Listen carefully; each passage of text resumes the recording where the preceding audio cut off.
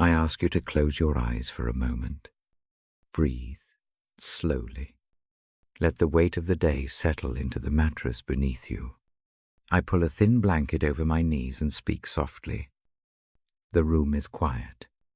A lamp casts a small circle of light. Outside, the night moves with gentle sounds.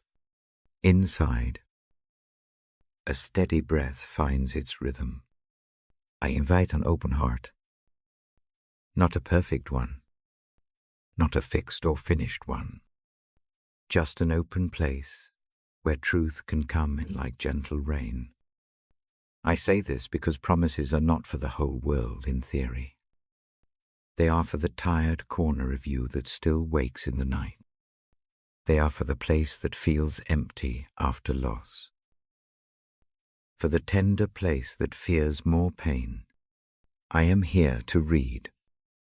I am here to hand you words that have held people in darkness and carried them toward morning. Listen with your ears. Listen with the quiet of your chest. I will read, and then I will whisper a short reflection. I will not argue. I will not explain every word. I simply hold the page and let the ancient lines enter. The language I use is plain. It is meant for listening, not for study. Allow the sentences to land like small stones, each one making a soft ring in the pool of your calm. I begin with a simple truth. God notices the broken. The promise is tender and immediate. The one who made the stars bends close to the small, jagged places of the heart. I do not ask you to fix anything right now. I only invite you to imagine a hand that understands the maps of your scars. Imagine it resting there, light as a feather. Paciência das dons. This is not a distant comfort.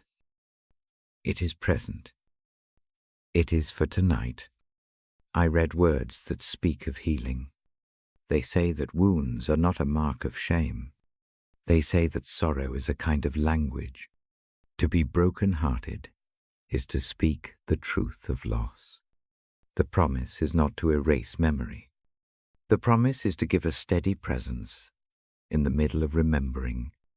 Think of a lamp set beside a path. It does not change the path. It makes each step visible.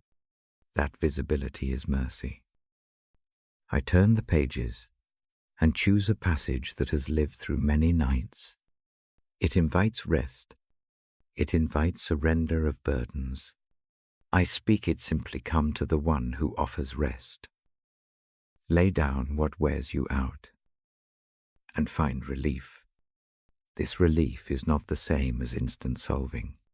It is a perfect easing that unfurls muscles and loosens the tight fists of worry. Picture a field at dusk. The air cools. The day loosens its hold. You feel safe enough to breathe. Take another slow breath now. Notice the rise and fall. The rhythm is steady. Hold one thought with that breath. You are not alone. The promises I read say the heart that cries is heard. The soul that feels abandoned has a companion. I do not press you to name the pain. I only ask you to place it on the table of prayer with a quiet hand. Let it rest there. Let the light of those promises warm it. I do not lay out complex doctrine. I do not debate who deserves comfort. The tone is soft. The aim is simple to soothe. Mercy comes like rain on dry soil. It finds the cracks and fills them. Imagine the soil drawing the water in. Each drop is patient and life-giving. That is how a promise works inside you. It sinks slowly. It infiltrates. It stays. I continue with another passage that whispers of repair. It says, in other words, that the Maker binds wounds and heals crushed spirits. The language is gentle. Picture a hand stitching tenderly. Not hurried, but careful. Each stitch is a promise kept. The healed place may always hold the memory of the cut, but healing brings strength and a new pattern. It is like a tree that grows around a scar. The ring is visible, and the tree is whole and taller for its endurance. Now I slow pace further. I read a short line about hope. Hope here is not the noisy optimism that pushes away grief. It is a steady pulse beneath the chest. It pulses even when the day is grey. Imagine a lantern inside your chest that never goes out, even when a storm reads the sky. This lantern is promise. It asks only to be noticed. Let me guide you through a short breath exercise that matches what I read. Inhale for 4 counts. Hold for 2. Exhale for 6. Repeat this pattern 3 times. Each breath is a small ceremony of letting go. With each outward breath, offer the tight knot of worry to the quiet night. Watch it leave. Do not chase it. Trust that the act of releasing is itself an answer. As I speak, let images fill slowly. A gate brook, a room warmed by a kettle, a pair of hands that hold a broken cup, mending it with patience. These images are not allegories to solve your grief. They are doors to the calm we need to rest in. They are gentle reminders that repair is possible and that tenderness exists in practical forms. I read a passage that reminds us mercy is ongoing. It arrives not as a one-time event. It is a steady tide. Sometimes the tide recedes. Sometimes it rises. It always moves with rhythm. The promise is that compassion keeps coming back. Let this steady return be the background music of your night. Let it remind you that even if your strength feels small, grace returns to the shore. If your heart feels too heavy to open, I invite a simpler posture. Place a hand where you feel the most tightness. Keep it there for a moment. Imagine warmth where your fingers rest. The touch is small, but it grounds a wandering mind. I do not ask for a list of reasons or a confession. This touch is simply an offering. I am present. The body remembers this kind of gentleness, and the spirit calms. Now I share a promise about peace. Peace here is not the absence of trouble. It is a presence that overshadows trouble. Picture a house with a strong roof when the rain comes. The wind may howl. The roof shields. Inside, you are protected. The promise reads like that roof. It does not remove the storm. It gives shelter within it. It keeps my voice low. The words are short. They come one by one. I want you to feel the cadence. There is no need to agree with every phrase. There is no need to make a decision. Listening is itself a faith muscle. Each night you listen. It grows a little. This gentle growth is part of the healing. I move toward a few lines about gratitude, but not the forced kind. It is the small, noticing kind. A friend's name remembered. A cup of warmth in the late hour. A phone light that reads a message. These small anchors do not cure sorrow. They create points of contact with life. Pull on them gently. Let them remind you of continuity. Before I close this reading for tonight, I fold in a short invitation to hope again. Hope should not be heavy. It should be like a seed in winter. It sleeps under the soil. You do not see it. You trust it rests. In time, light comes. When it does, life begins to push upward. There is a promise that life stirs beneath stillness. The voice of hope speaks that language softly. I let a pause sit.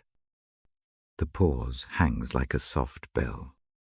In that silence, feel the words settle. A good word is like a pressed flower. It keeps its shape. You can look at it later and remember softness. In that memory there is mercy. Before I finish this segment, I offer a few gentle actions you can carry with you to bed. Turn your mattress just a little. Smooth the sheet. Place a small glass of water on the bedside. Say one short sentence of truth out loud, simple. Like I am, held. It does not have to be elaborate. Let that sentence be a tether back to peace when your mind wanders. I end with a quiet promise to continue tomorrow night. The next time we meet, I will read a psalm that sits in many hands at midnight. It will speak again of shelter and steady light. For now, rest with the knowledge that the broken-hearted have a place in these old promises. They reach into the small rooms of your life. They do not fix everything tonight. They do more than that. They give a steadying presence. I blow out a mental candle and leave the lamp dim. The night feels less heavy. The breath slows. A peaceful hush grows. When you are ready, let sleep come. I will sit with this thought until your eyes close. You matter to a care that never wanders.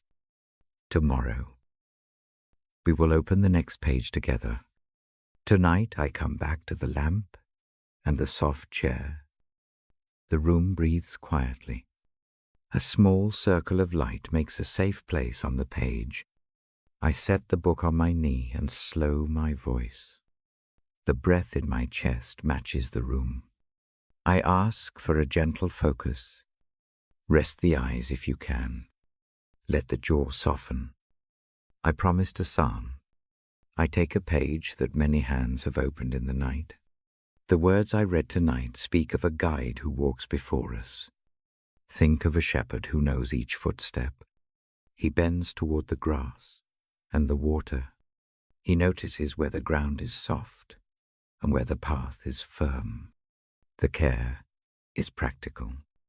It is simple and steady. Picture a hand that points the way and a quiet voice that does not hurry. Imagine lying in a pasture. The grass cradles the body. A cool stream moves close by. Each breath finds its length. The place is safe enough to close the eyes. This is the kind of steadiness the psalm gives. It does not erase the valley. It does not promise a road without shade. It offers guidance that keeps a presence through the dark places. The pictures are small and clear.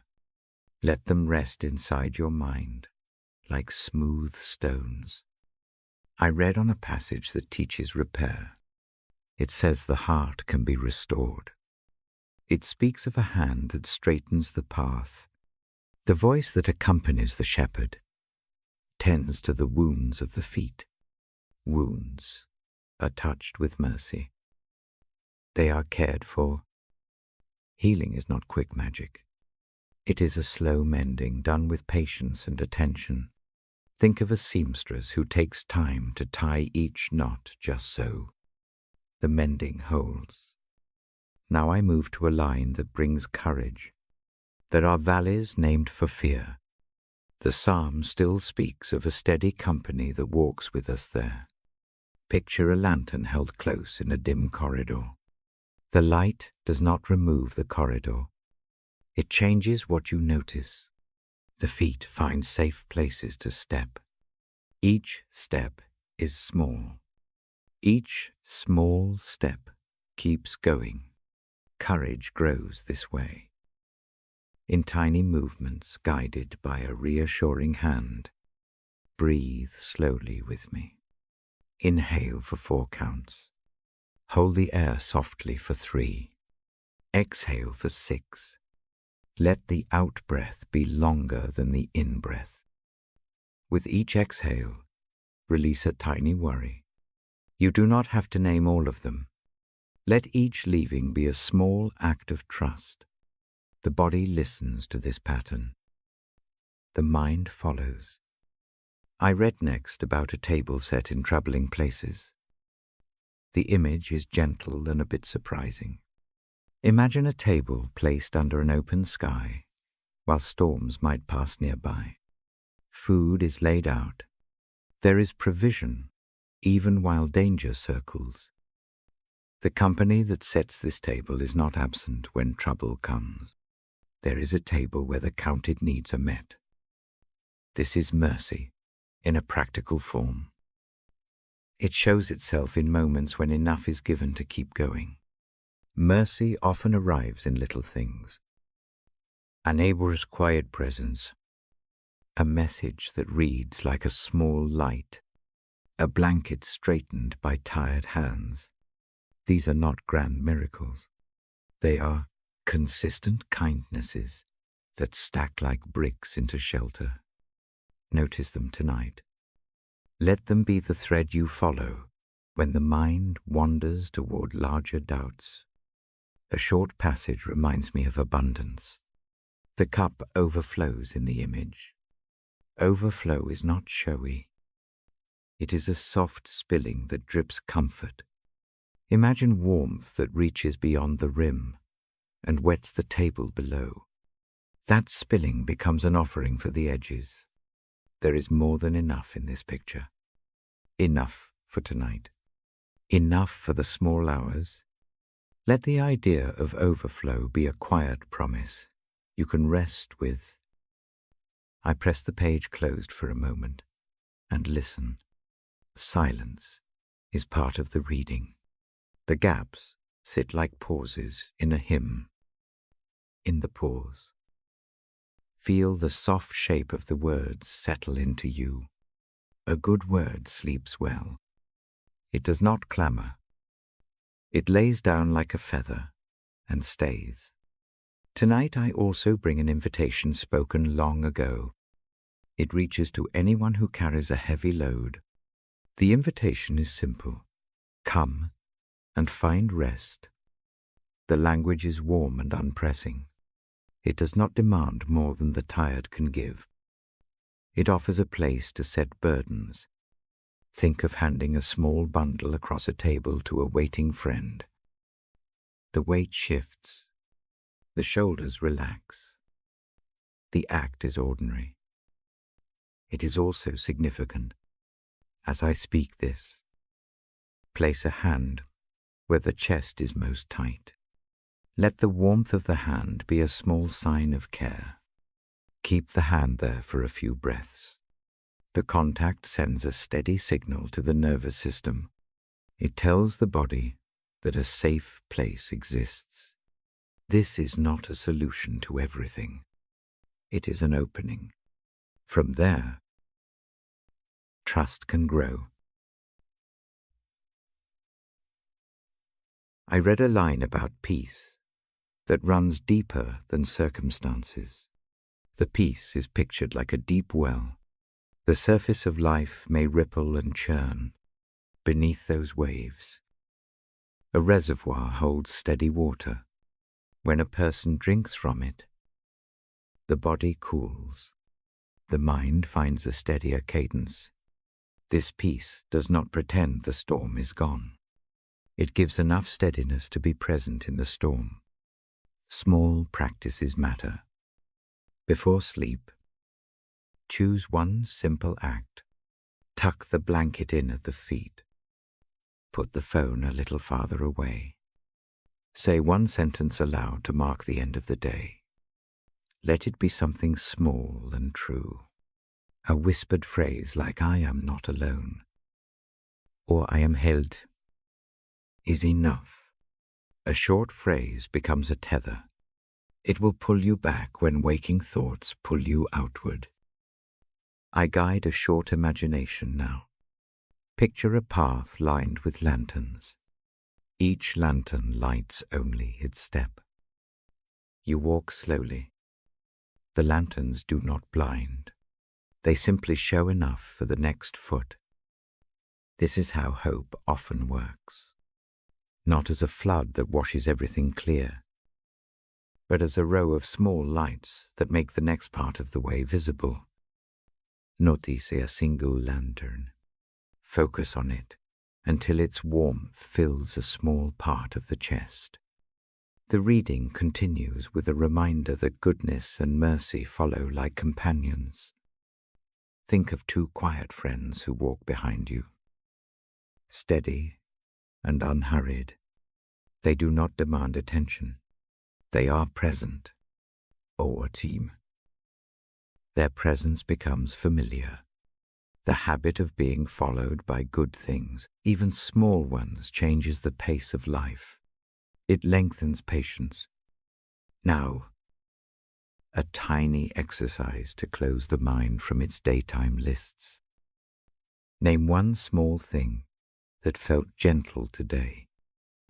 It might be a soft word from someone, a moment of rest at noon, a cup of warm drink. Hold that small thing in the mind for 5 breaths. Do not elaborate. Keep it simple. Let gratitude be a small lamp. It is not a cure. It is a marker of continuity. I keep my reading voice very low for this next part. I read of a shelter that is near, even when danger encircles. The picture is of a house with thick walls.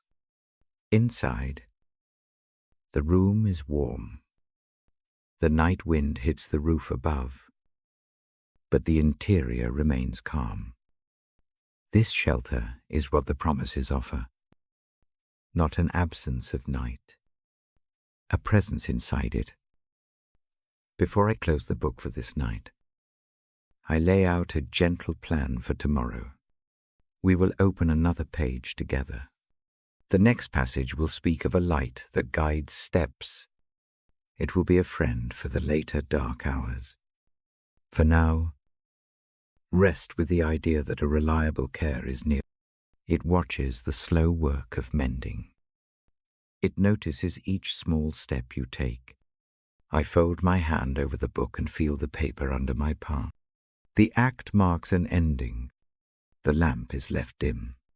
If sleep comes now, let it come with the knowledge that tonight was held. If wakefulness returns later, remember the small sentence chosen for the bedside. Use it as a thread back to peace. I stand for a moment and do not hurry. The ritual finishes in quiet. The promise is not loud. It is patient. I will return tomorrow. Beige in Haunt. To read with you again. For tonight, let sleep be a gentle guest.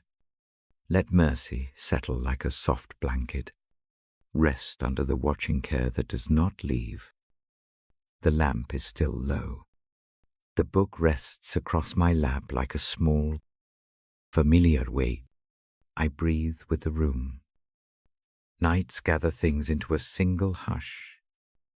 In that hush, I bring this subject close, brokenness. We have all carried it, not as a headline, not as a thing to fix quickly. It lives in quiet places. It hides in a drawer. It sits on a shoulder. It wakes the heart at odd hours. Tonight, the reading leans into that truth. The voice is soft and steady. I invite the heart to be honest. Honesty here is not sharp or accusing. It is a plain letting of what is. Say nothing aloud if you do not want to.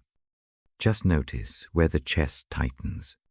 Notice which thoughts wake first. This noticing is a beginning. It names what has been unnamed. There is a short passage I read that sits easily with this. It speaks of a tender presence that meets the cracked places. It does not lecture. It comes near. Imagine a gentle hand carrying a warm poultice. The hand is not hurried. The warmth conforms to the shape of pain. It soothes where it touches. Brokenness wears many clothes. Sometimes it looks like regret. Sometimes it looks like a loss that keeps looping. Sometimes it appears as anger that surprises in quiet rooms. Sometimes it is a tiredness that no amount of sleep seems to fix. Put a name next to the feeling. If a name comes, if none comes, that is fine too. The space is open. We are not asked to patch everything tonight. The reading offers a different task. It asks for a small, honest gift. Take one fragment of pain. Hold it gently in your imagination. Do not make it larger than it needs to be. Set it on a small cloth in front of you. This is a private ritual. It is a gentle act of recognition. I read words that describe a mender who knows how to fit broken things back into place. The language is simple. The image is domestic. Think of a potter smoothing a cracked bowl. The lines become soft under the fingers. The bowl is not made uniform again. The repair becomes part of its pattern. It is useful and whole in a new way. There is grace in that kind of mending. It does not pretend. The break did not happen. It honors the history of the vessel. The repaired seam may be visible. The seam may catch the light differently. That difference is not a flaw. It is testimony. It says this has endured. Vulnerability grows from small acts.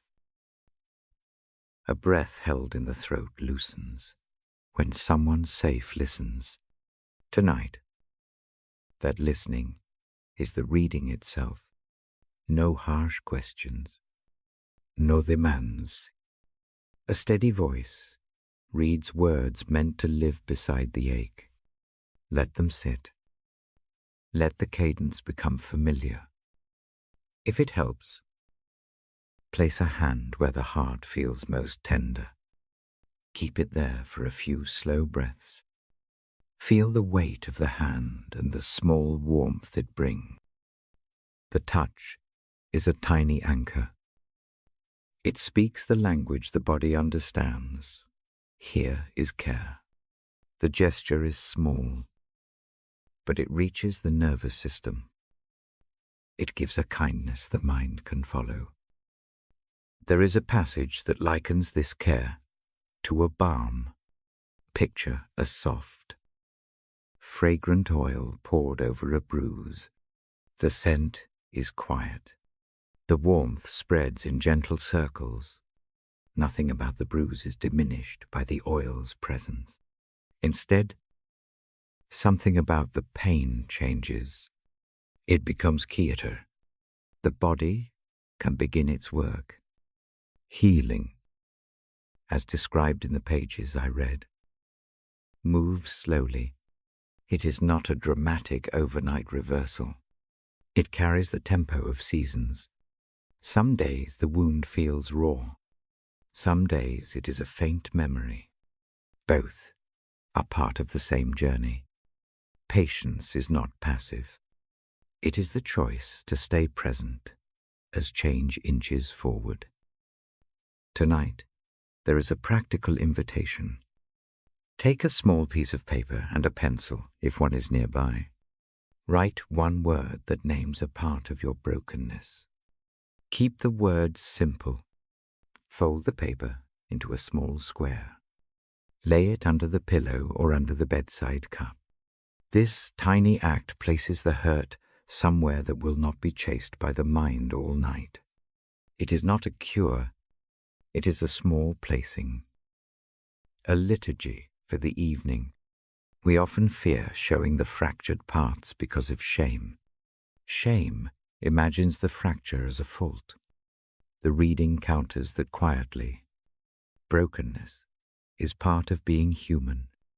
The ancient words I read do not shame. They accompany. They stand with broken things and offer steadiness without fanfare.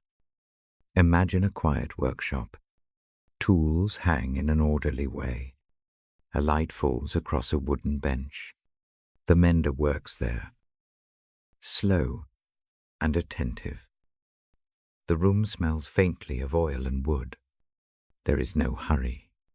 The patience in that room is practical and kind. That is how care is pictured.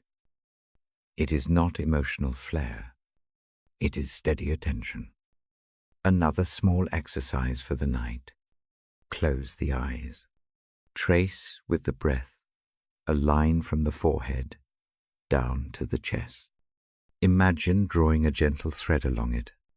Each time you breathe out, picture the thread gathering the scattered pieces of worry. With each inhale, imagine softness coming in like cotton filling spaces. Repeat this for 6 breaths. The mind often follows an image when words fall short. There is also a promise about company. Even in solitude, someone accompanies the wounded. This companionship is not always loud. It often appears as a steady presence that knows where to place the bandage or where to sit quietly while the night rolls. Picture a companion not unlike a neighbor who brings soup without a speech.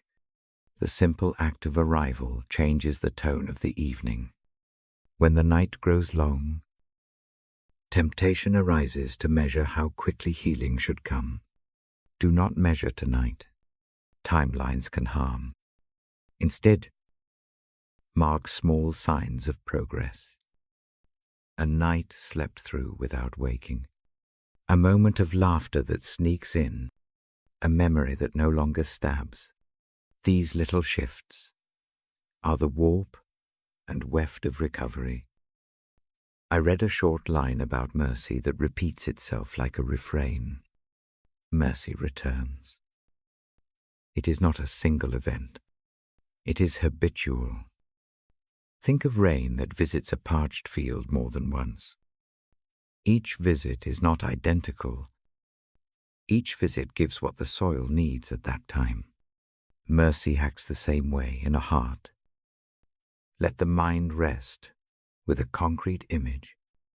Picture a lamp shaded with paper. The lamp glows, but it never blazes. The light is close and warm. It does not illuminate the whole room. It makes a safe corner. Sit in that corner in your imagination. Let the light touch the parts that feel cracked. For the ear, I keep the cadence slow. Phrases are brief. The reading gives space between lines. Silence is not empty.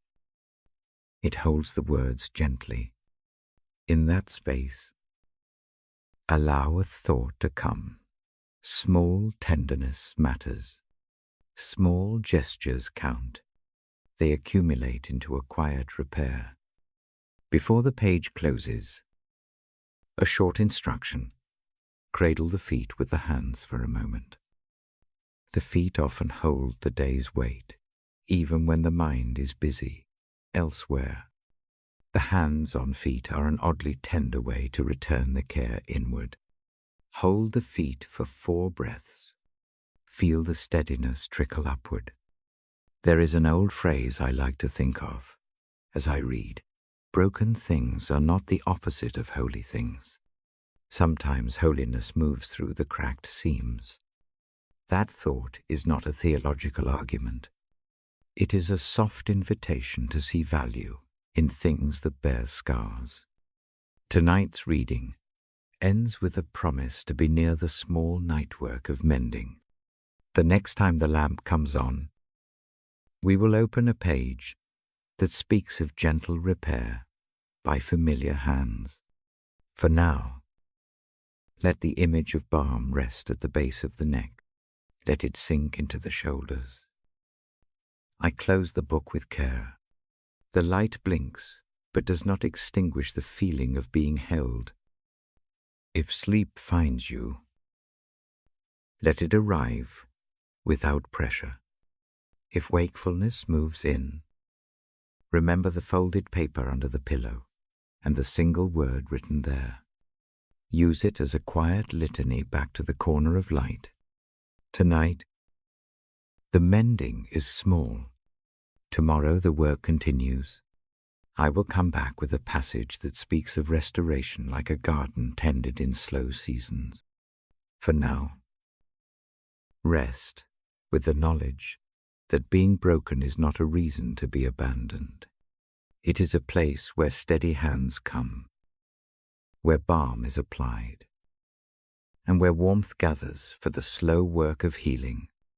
The room is quiet. The book lies open on my lap. Breath matches the hush. Tonight bring a single promise close. The promise is about healing. I begin by naming an old truth. Psalm 3:4-1-8 tells us the near presence of care in the night.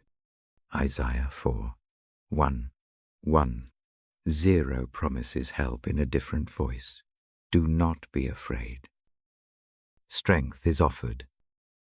Support is near. I do not recite the exact line. I hold its shape. The shape is simple. You are not left alone to carry what breaks you. The promise comes as a steady hand, not as an argument. Listen now for healing described in small images. Imagine frost lifting from a field at the first soft warmth. The ground does not all change at once. The thaw comes in thin ribbons. The seeds under the soil feel the change. They do not rush to bloom. They simply begin to move toward life. Healing is like that thaw. It is patient. It is true. Wounds find their own slow days. Some nights feel raw. Some mornings feel softer. The promise I read tonight offers a companion through both. It says help draws near when the heart is small. It says strength is supplied when walking feels too heavy. Think of a quiet harbor. The sea may still toss the boat. The harbor keeps the boat near shore. The boat does not have to fix itself alone. That is the promise, a shelter that steadies while repair happens. I picture a new kind of mending, not a hiding of cracks. Something more like a mosaic. Broken pieces are set into a fresh design. The lines between shards can be filled with a gentle gold. The pattern that shows is not a denial of breakage. It is a celebration of survival. The healed area becomes part of the beauty. It keeps memory and adds strength. Healing also has practical work. The hands that tend are simple. They bring small things, warm water, a stitch, a quiet presence. They stay, even when nothing seems to change. This steady tending matters. The ancient promises speak of presence more than of spectacle. Presence becomes the most ordinary and powerful medicine. If it feels possible, try a small practice now. Place a palm lightly over the lower ribs. Breathe into that place. On the in-breath, imagine a soft warmth entering. On the out-breath, picture some tightness, loosening and flowing away like a slow current. Use 3 slow counts in, 3 to hold, and 6 to let go. Repeat this for 6 breaths. The rhythm is small and steady. Let it steady the heart without asking it to perform. There is a quiet courage in this kind of breath. It is not bold or noisy. It is the kind of courage that keeps opening the eyes in the morning. It is the courage to stay present while the slow work of healing takes place. The ancient promise named earlier does not force the pace. It assures steady company. Picture a hand reaching through a low window. It is not a grand rescue. It is the neighbor's hand that helps lift a basket. It sits on the edge and gives weight to what you carry. These small hands appear often in the slow mending of life. They can be a phone call, a brief note, or a single evening spent in quiet. Do not discount them. Let their smallness be enough. There is another image that helps me read tonight. Imagine a kiln warm and patient. Clay sits inside. Heat changes it from something soft to something strong. The process is not instantaneous. It requires time in the gentle press of fire. Our hearts sometimes pass through a similar refining. Pain can be part of shaping. Strength grows under patient conditions. The promise does not promise the absence of heat. It promises presence through it. If fear rises while listening, name it softly. A single word carved on the breath can return some order. Call the feeling fear, or tiredness, or anger. Say it quietly in the mind. Naming does not fix everything. It simply maps what is real. The mapping opens one small passage toward care. There is mercy in small rituals. I suggest one for tonight that is fresh and simple. Choose one thing to do for your body that says safety. It might be smoothing the pillowcase with both hands. It might be warming a small cloth in the microwave for a moment and laying it across the shoulders. It might be putting a favorite soft sock on, even if no one will see it. These small acts are languages. They tell the nervous system that some measure of order returns. Healing listens to practical kindness. Another gentle act. Imagine writing the word enough on the back of a hand in soft ink. The ink is not a command. It is a gentle reminder that tonight suffices for now. The night does not need all the answers. It only needs a measure of care. Keep that word where it can be seen with a glance. Let it be a small tether when worry draws attention outward. I also bring a short invitation about memory. Repair does not erase what happened. Memory may remain. The promise is not to remove memory, but to give enough steadiness so memory no longer injures as sharply. Picture a river smoothing a jagged stone until its edges are kind. The stone still carries its history. Its form changes. It becomes easier to hold.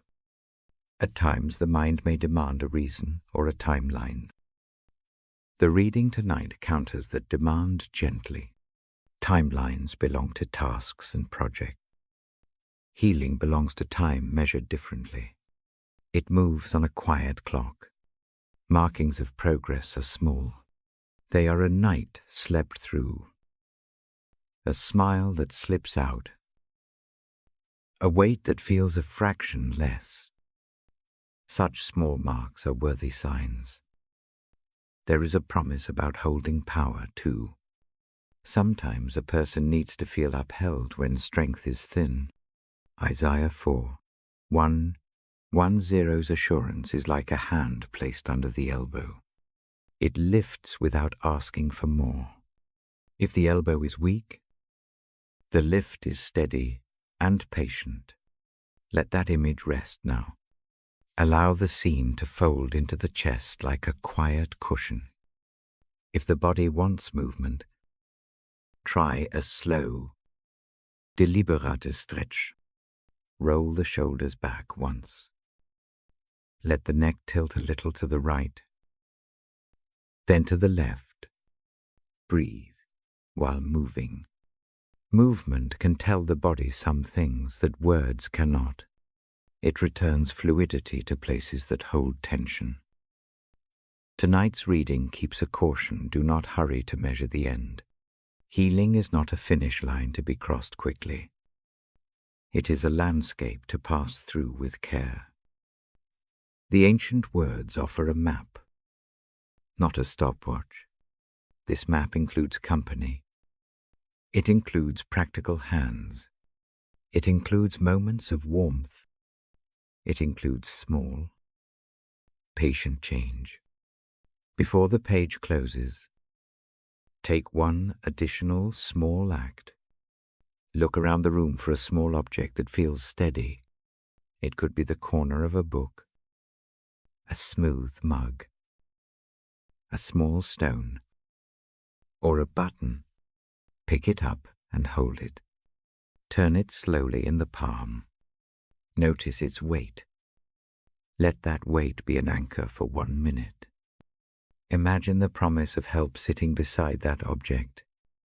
When the mind wanders later, let the object recall a single truth: you are not alone in this night. I fold the page gently and rest my hand over the book for a moment. The lamp is not bright. The room is not loud. A quête promise remet. It is enough for tonight.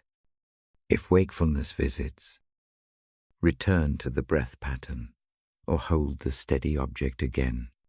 If sleep comes, let it come under the soft cover of these promises.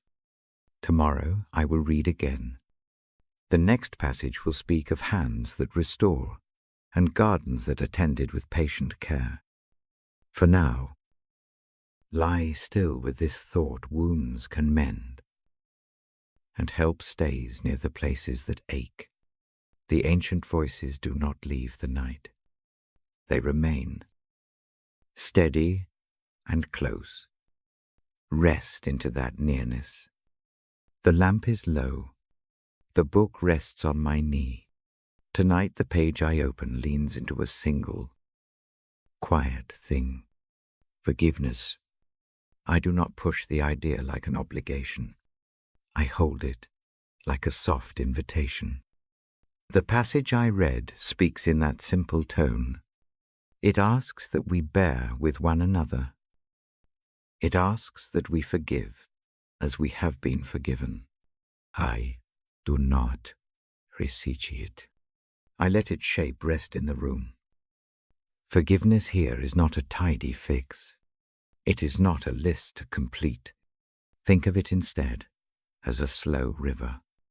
The water moves through a landscape of stones and roots. The river does not hurry the rock. It changes what it touches by being steady.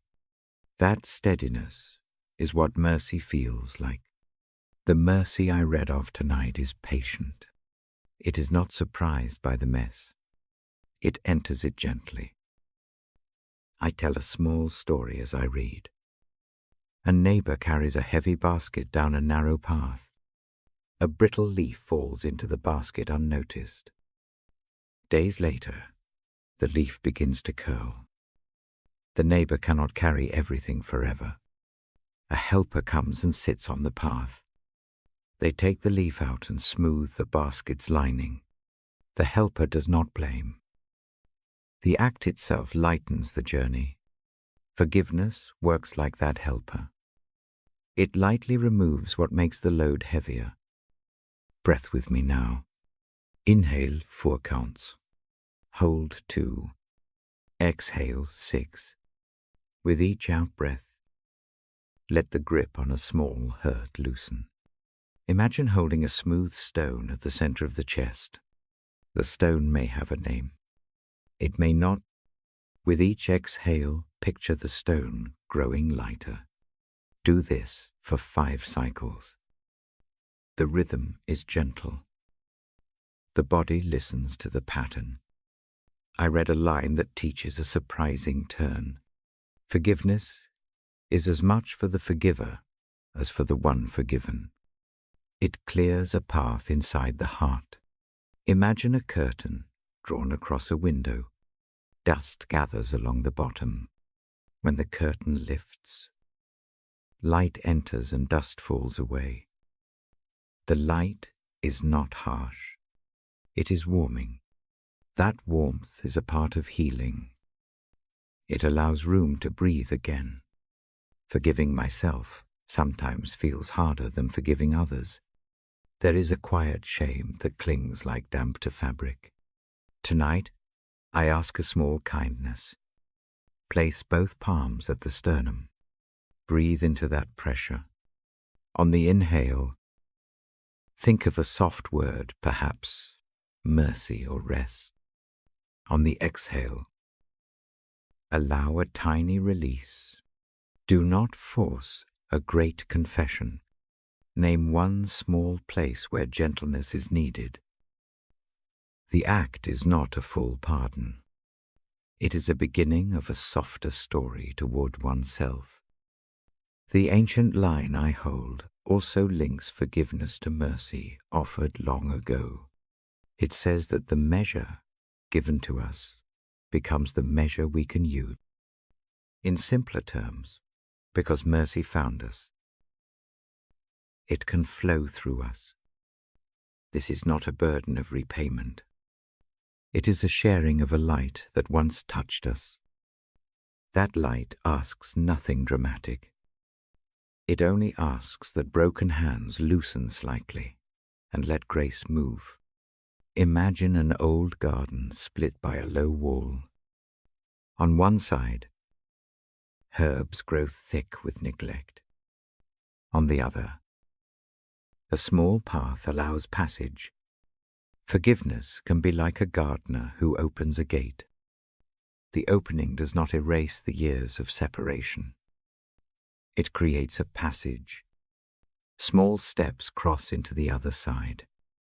A conversation may come later, or it may not. The gate itself is already work done. It offers air. A caution in the reading is gentle and practical. Forgiveness does not mean pretending harm did not occur. It does not require immediate trust. Boundaries can exist with forgiveness. Forgiving can live alongside choosing safety. The act of letting go of bitter insistence does not obligate staying where harm repeats. Think of a lamp placed on a windowsill. The lamp shines. It does not stay fixed to a dangerous ledge. The light can be moved where it is safe and still warm. Try a small ritual now. If a bowl of water sits nearby, dip fingertips into it. Let the cool circle of the bowl remind of a stream. Imagine laying one small offense on a floating leaf. Watch the leaf move toward the soft edge and outward. The motion is slow. It is not a dramatic vanishing. The leaf travels onward. The water carries what it can. The body relaxes in that simple movement. Forgiveness often arrives as a sequence of tiny acts rather than one sweeping decision. A sentence of apology, a minute of listening, a single evening where eye contact is made and then left without pressure. These are not grand. They are quiet. They accumulate like soft snow. Over time, the ground changes. If resentment rises while listening, name it with one word. Say it gently inside anger. Hurt, loneliness, naming does not make the feeling disappear. It gives it a border. With the border, the heart finds room to hold it without being defined by it. The reading I hold tonight points to patient habits more than dramatic conversions. Habits of small release, of steady mercy, of repeated kindness. There is also a posture for nights of restless memory. Lay a hand over the forehead gently. Imagine a thin gauze between the mind and the memory. The gauze does not erase the memory. It softens its edges. Each night that posture is kept. The memory shifts its tone slightly. It becomes weathered and less sharp. Healing often keeps this quiet clock. Forgiveness is not a solitary discipline. It often requires company. The passage I read pictures community as a place where burdens get shifted. A neighbor sitting on the porch. A quiet letter left on a kitchen table. A prayer spoken without show. These forms of company are small and practical. They are the human hands of the divine promise that I read aloud.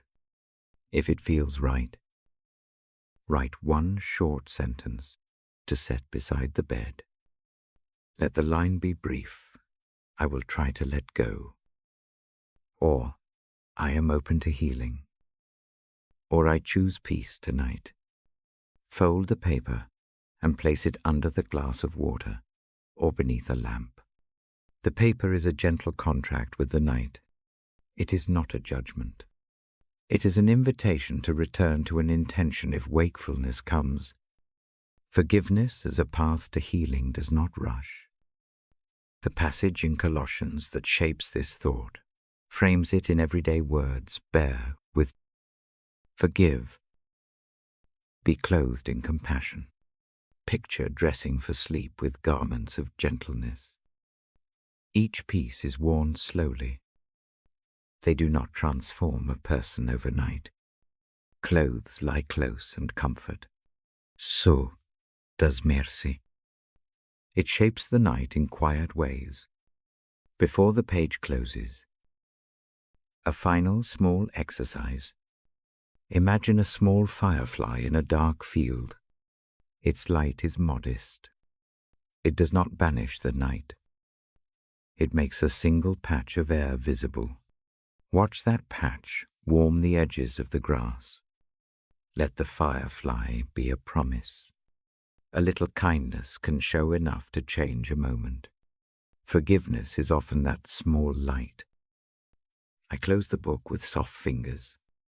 The lamp remains low. If sleep comes, let it arrive as a gentle guest.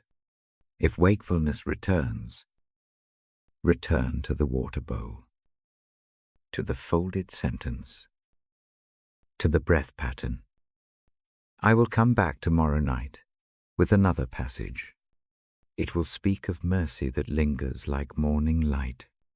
For now, rest with this thought: forgiveness is not a heavy task. It is a slow unburdening. It offers space where healing can begin.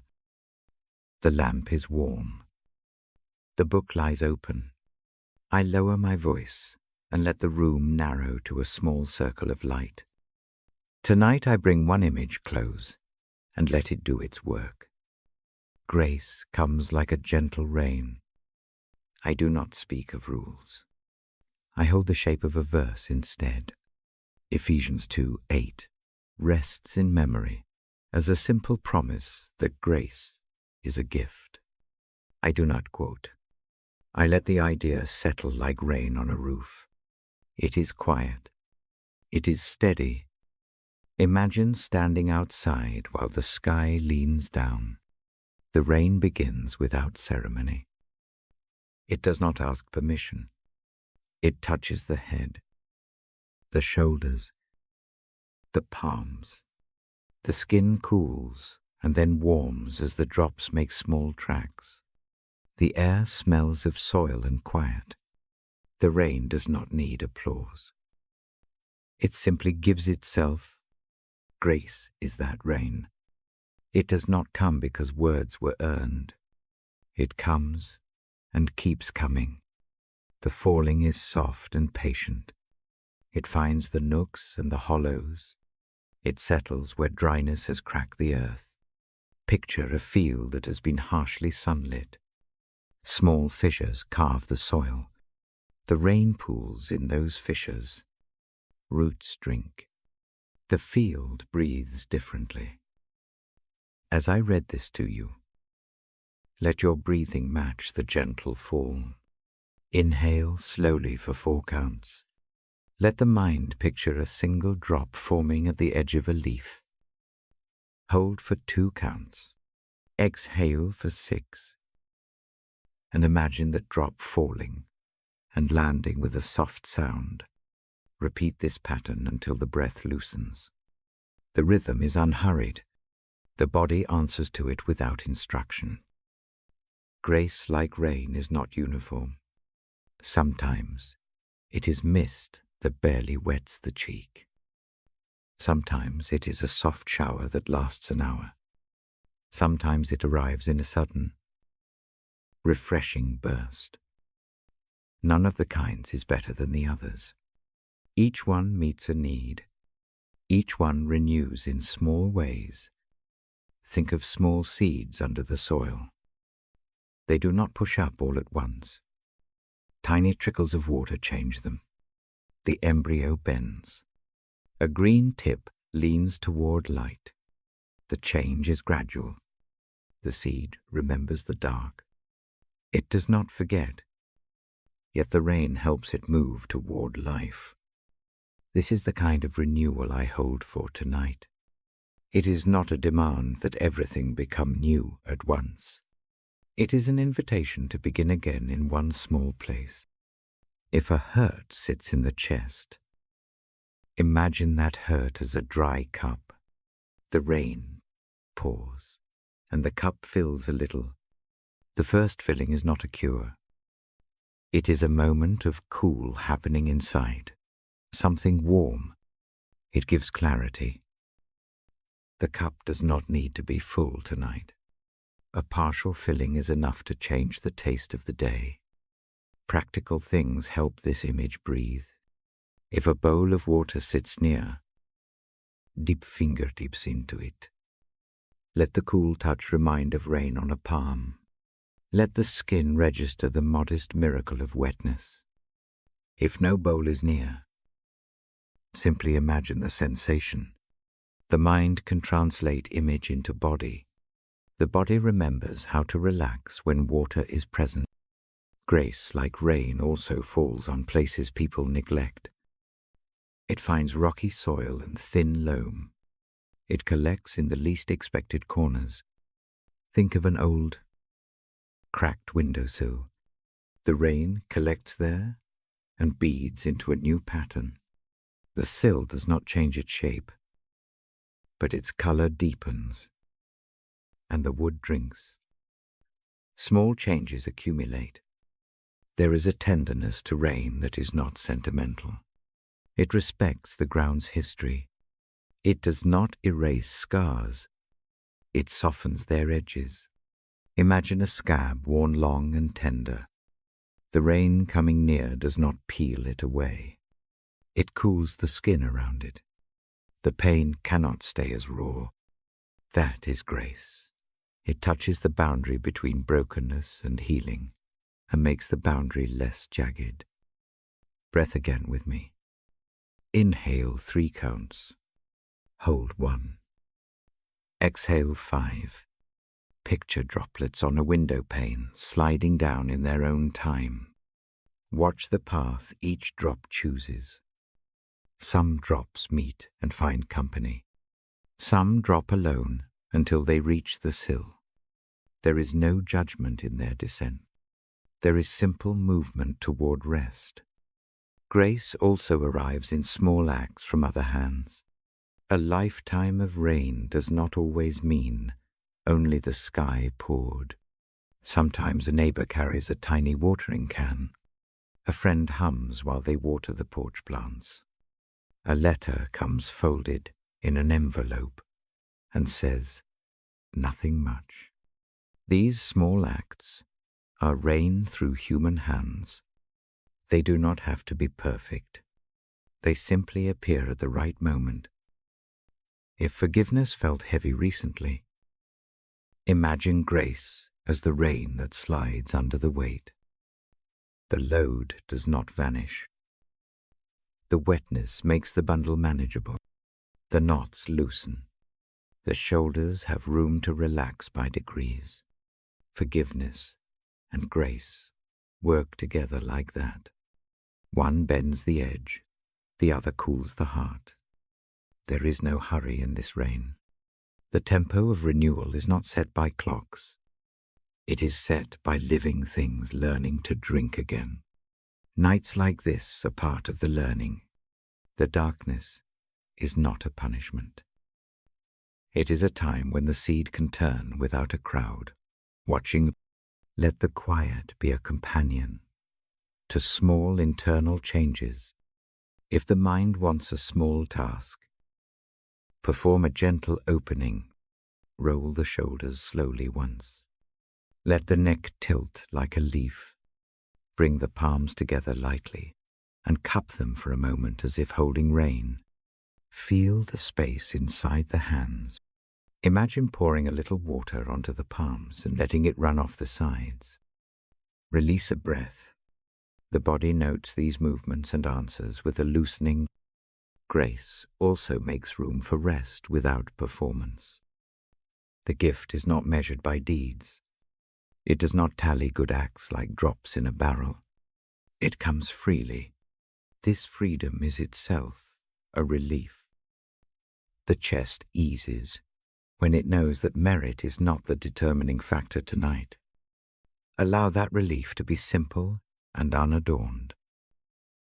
At times, the rain is a steady drizzle that can be almost inaudible. The smallness of sound does not make it less real. The slow sound on the roof can become a lullaby. Imagine the soft, irregular tap of drops. Let the pattern of that sound return the mind to a slower tempo. If sleep comes to you with this rhythm, let it be soft and willing. If worry presses late, bring a small ritual into the night. Take one sentence and speak it quietly into the room. Keep the sentence short and kind. Perhaps it is, I am receiving what I need. Or mercy is here. Fold the words like a leaf and set them beside a lamp. The sentence is not a magic spell.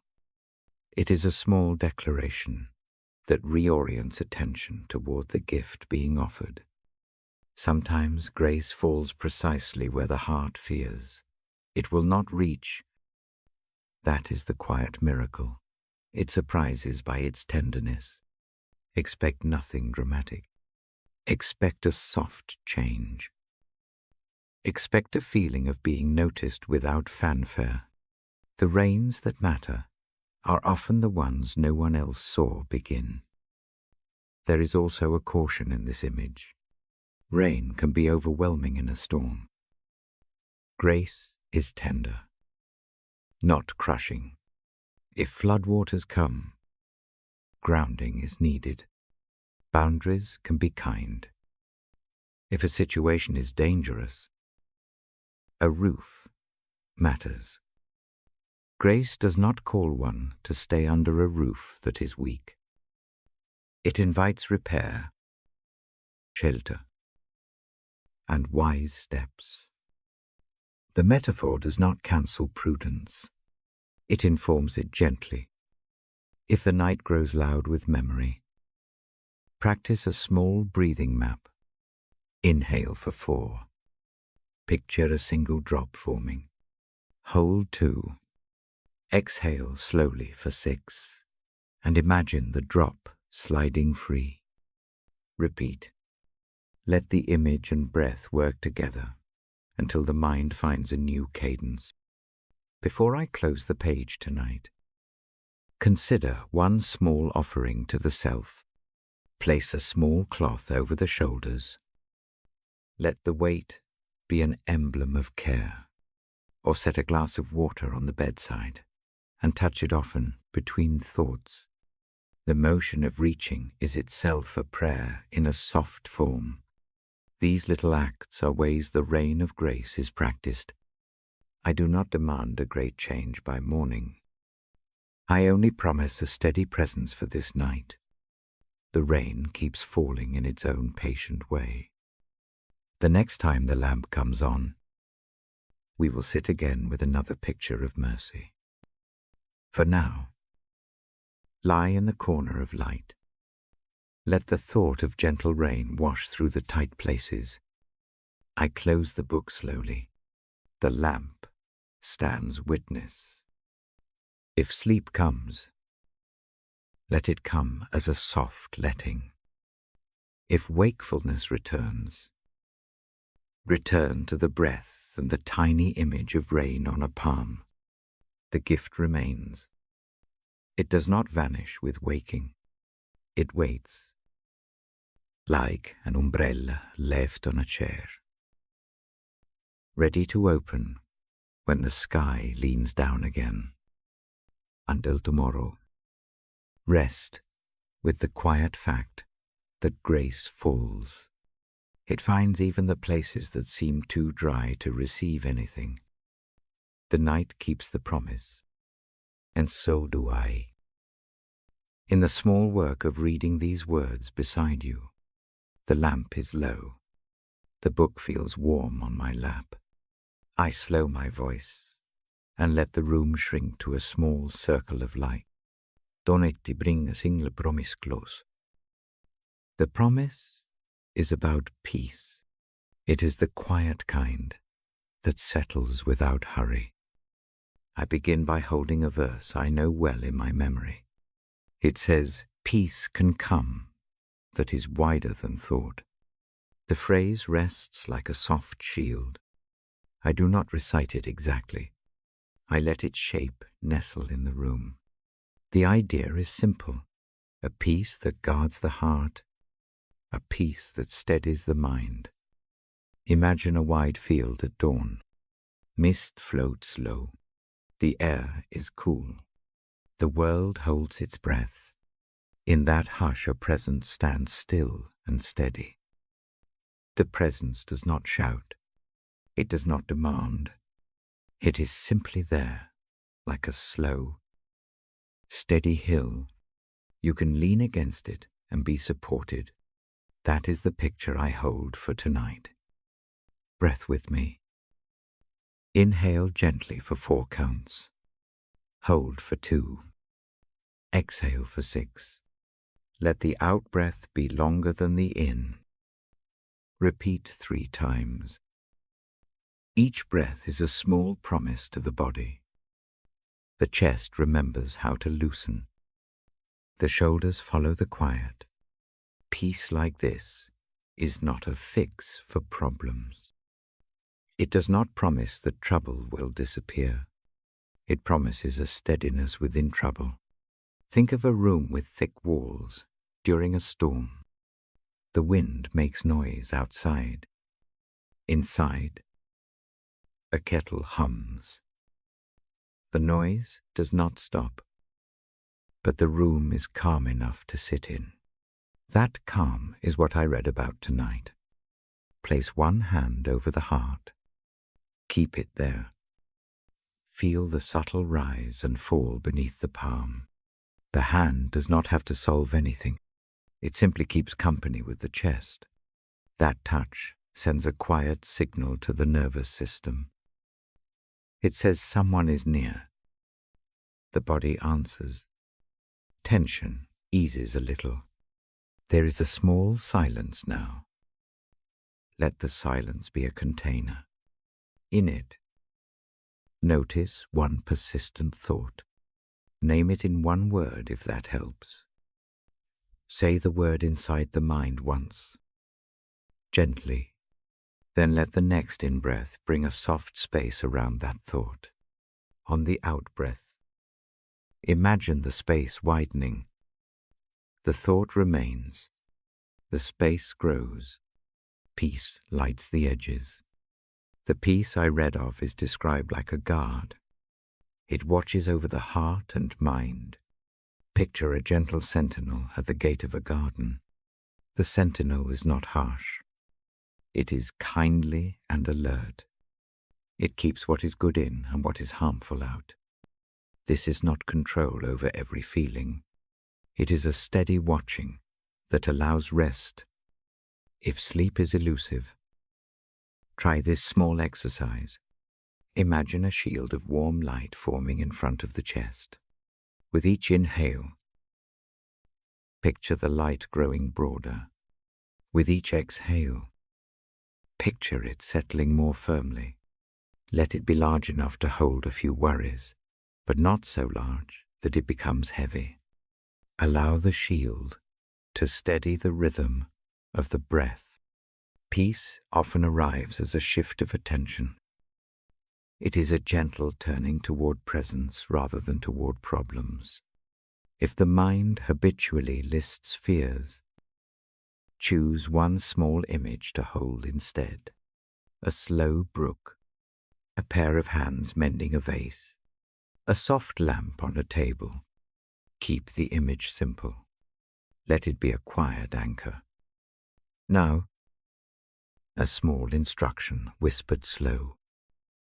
Put a small object near the pillow. It can be a stone, a folded note, anything steady. When thoughts drift later in the night, touch that object. The touch is a gesture that returns attention. The object is not a cure. It is a gentle reminder that rest is a place you can return to. The peace I carry for you tonight is generous. It does not count merits. It does not ask for proofs. It simply offers to guard the center of the self. Imagine a deep well under the surface of the day. The top may ripple. Winds may change the surface. But the depth holds still water.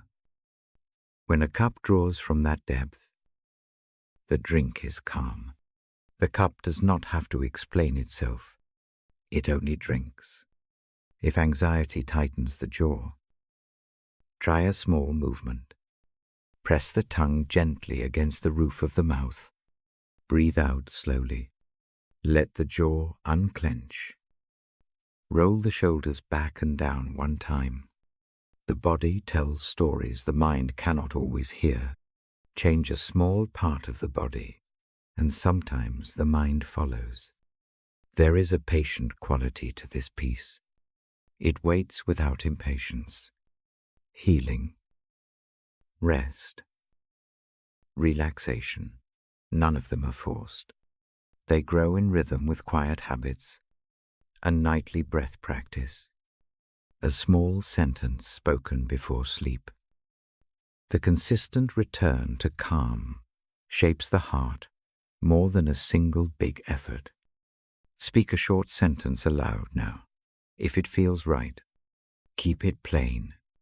Something like, I rest in peace tonight, or mercy watches me. Say it softly and let the words hang in the air a moment.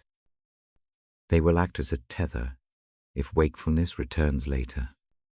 If speak seems too heavy, think the sentence instead and let it sit like a small lamp. The biblical image I hold for this peace is not distant. It is near and practical.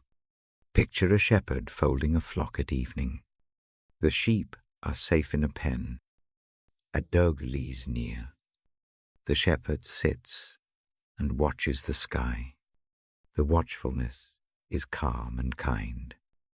The flock rests. The night does not have to be conquered. It only needs a steady watch. There is also a hands-on practice that can be done from bed. Place the heels of the hands at the base of the skull. Apply the weight gently. Breathe into the base of the skull and the upper neck. Imagine the breath loosening tight knots along the line of the spine. Hold for 4 breaths. Release slowly. The body takes the cue and lets go. Sometimes words are too loud. Then rely on images and small acts. Imagine a lamp shaded in cloth. It gives soft light. It does not glare. Sit inside that light in your mind. Let the edges of whatever pains you be touched by that glow. The light does not erase the outline of the suffering. It softens the edges. If anger rises, do not push it from the door. Notice it. Name it if that helps. Place it like a small parcel on a table in your mind.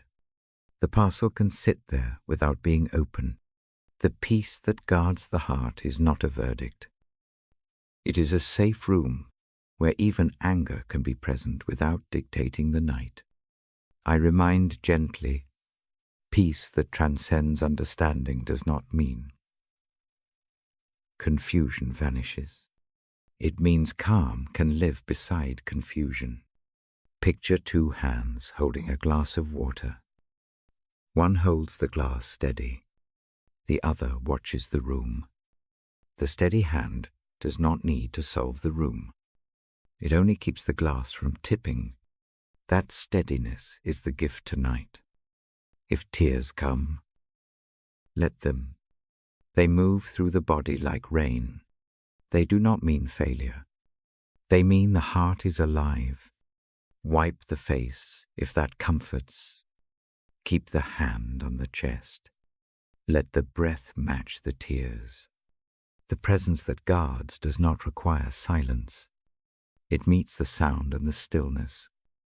Before I close the book, choose one small practice to carry to sleep. Tuck the blanket just an extra inch at the feet. Place the glass of water closer. Say one short sentence of peace once more. Fold the thought into the pillow like a quiet note. These small acts make the night hospitable. I fold my hand over the page and listen for a long breath in the room. The night breathes in return. If sleep finds you, let it come without struggle. If wakefulness visits again, return to the breath pattern, the hand over the heart, the small object at the bedside. The peace will not vanish. It waits like a sentinel at a gate. Tomorrow night I will read another passage that deepens this rest. For now, rest with the idea that a guarding peace is near. It is gentle. It is practical. It does not require explanations. It only asks that you rest in its presence. I close the book slowly. The lamp stays low. The promise remains. Rest now in that quiet care. The lamp is low. The book opens on my lap. I rest my thumb on the page and breathe with the room. Tonight I choose a passage that leans toward mending. I do not read exact words. I let the meaning sit like a small lamp between us. Then I tell a story. It is a family story. It is about quiet coming back after long silence. There is a house at the end of a narrow street. The paint is soft with age. A porch wraps its front like a gentle hand. For years, a room inside that house stays unused. A chair holds the shape of one who no longer comes. Plates are kept in the cabinet, as if waiting. A calendar on the wall keeps marking birthdays with small, stubborn circles. The circles do not make noise. They only mark the passing of afternoons. The family divides in small ways. Meals get smaller. Letters arrive and sit unanswered for long days. A voice that once read bedtime stories grows quieter in the memory. People learn to move around the silence, the way one moves around a sleeping animal. Steps adjust. Conversation slips into other subjects. The absence becomes a furniture piece in the room. Years accumulate like leaves. It is not dramatic. It is ordinary. A grandson grows tall without ever seeing the person whose photo rests on the mantel. Stories are told about a time before the separation, The telling is careful. Each retelling keeps the shape of loss soft, so it will not wake old anger. Silence is not only emptiness, it is also a kind of protection at first. Later, it can become its own prison. The turning point begins with something small. A woman in the family finds an envelope under a stack of gardening catalogues. The envelope is worn. It is not addressed in any clear way. Inside is a photograph. The photo is faded at the edges. Two hands hold a loaf of bread. The loaf has a crack down the side like a smile. The hands are small and dark with flour. The sight of those hands pulls something loose in the chest. A choice follows the photograph. The choice does not arrive like thunder. It arrives like a quiet decision to walk to the end of the street.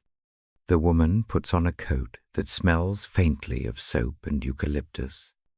She steps outside with slow feet. Each step is a rehearsal. The porch light is on when she arrives. She pauses. The doorway is a simple threshold. She stands there for a moment and breathes. Inside, the house holds its own breath. The person who once filled the chair is aged now. The house knows the same oak floors creak under both of them. The two sit in the same room where years ago a radio told the time. They do not begin with words that attempt to repair everything. They begin with small things. A kettle is set over low heat. Water sings, a quiet note. A bowl is brought to the table. The bread from the photograph is warmed. The first exchange is a silence that is honest and not empty. It makes room for the body to remember care. A hand reaches out slowly and rests for a moment on the edge of the other's. The hand does not demand an answer. It only gives a sign that presence is possible. Tears come. They are small and clean. They move in the way rain moves down a window pane. The face softens. The past does not vanish. It shifts its weight. God's love is the bridge in this tale. But the bridge looks modest. It is not a sudden sermon or a tidy solution. It is a pattern of small openings. A neighbor brings a jar of jam. Her cousin sends a postcard with a child's drawing. An old church song plays faintly from a radio, and the melody fits the ache without needing explanation. Each of these small gifts is a plank in a bridge that spans the old hurt. The bridge does not cover the distance with a single step. It allows one step after another. There is a morning when laughter leaks quietly into the kitchen. It does not roar. It is a soft sound that surprises both of them. They find themselves sharing a memory about a cat that used to hide behind the curtains. The memory is not a solution. It is a shared place in the past that still fits both hearts. The silence that had lived between them becomes less like a wall and more like a curtain that can be opened at will. Reconciliation in this story is practical. It happens in acts that do not demand grand heroism. A shoelace is tied. An arm is steadied while climbing the step. A photograph is taken to put on the mantel, not as proof, but as an offering. Food is set on the table with hands that are careful, because fingers know old patterns. The work of reconciliation is often this domestic work showing up, turning the stove off, remembering a name without rushing. There are nights when the old hurt returns like an unwelcome guest. Words that are not yet ready find their voices in small sharpnesses. Sometimes a day ends, and both walk away feeling exposed. Those nights pass. They do not cancel the bridge. They test it. The test is not a failure. It is weather. The bridge can handle weather. Each time the herd comes and does not break the fragile path across, the crossing becomes easier. The story keeps God's love close, in a way that is visible and quiet. It appears in the patience extended without commentary. It is the neighbor who brings soup and does not ask why. It is the late-night prayer, whispered over a pillow by someone who thinks no one hears. It is the grace that turns a small invitation into a new habit. The love is not a list of rules. It is a presence that steadies without forcing. I read a short passage and let its cadence sit between us. The lines I read speak of mending what was torn and gathering what was scattered. They speak of being reconciled to one another and to the one who holds the night. I do not dissect the lines. I let them fall like seeds in the story. Those seeds find soil in small acts. Sometimes the greatest healing comes through simply witnessing. One evening, a granddaughter brings a small tray of cookies. She arranges them without fuss. No questions are asked. The cookies are sweet and warm. They sit between two people who have not spoken for years. The sweetness dissolves some old sharpness, not by force, but by presence. The simple act of offering changes the energy of the room. A day arrives when sleep comes easier. One of them sleeps through the night for the first time in a long while. The sound of rest is a reprieve that feels like a small miracle. The next morning, breakfast is lighter. The calendar still keeps its circles. The circles are no longer blind marks. They become places where a small note is written met for tea. Walked in garden. Looked at sky together. The notations are humble. They are records of new steps. If there is one soft lesson from this family story, it is that peace often arrives slowly, and by many hands. It does not demand a dramatic confession on the first day. It does not require the exact right words. It requires presence, listening, and a willingness to be small instruments of healing. God's love acts like a silent carpenter. It fits plank to plank. It does not hurry the work. Before we close tonight, breathe with me. Inhale gently for 4 counts. Hold for 2. Exhale for 6. Let the breath match the rhythm of the story, small steps. One after another. Repeat this 3 times. Picture the bridge from the tale. See one plank at a time. See hands placing boards with care. The image is calm. The pace is patient. If a memory of your own silence rises, do not push it away. Hold it like the photograph in the tale. Let it be something you can look at without being crushed by it. A small act can be the beginning. A letter folded carefully. A bowl of soup. A hand that waits without demanding. These acts are the simple language of love that builds a way across.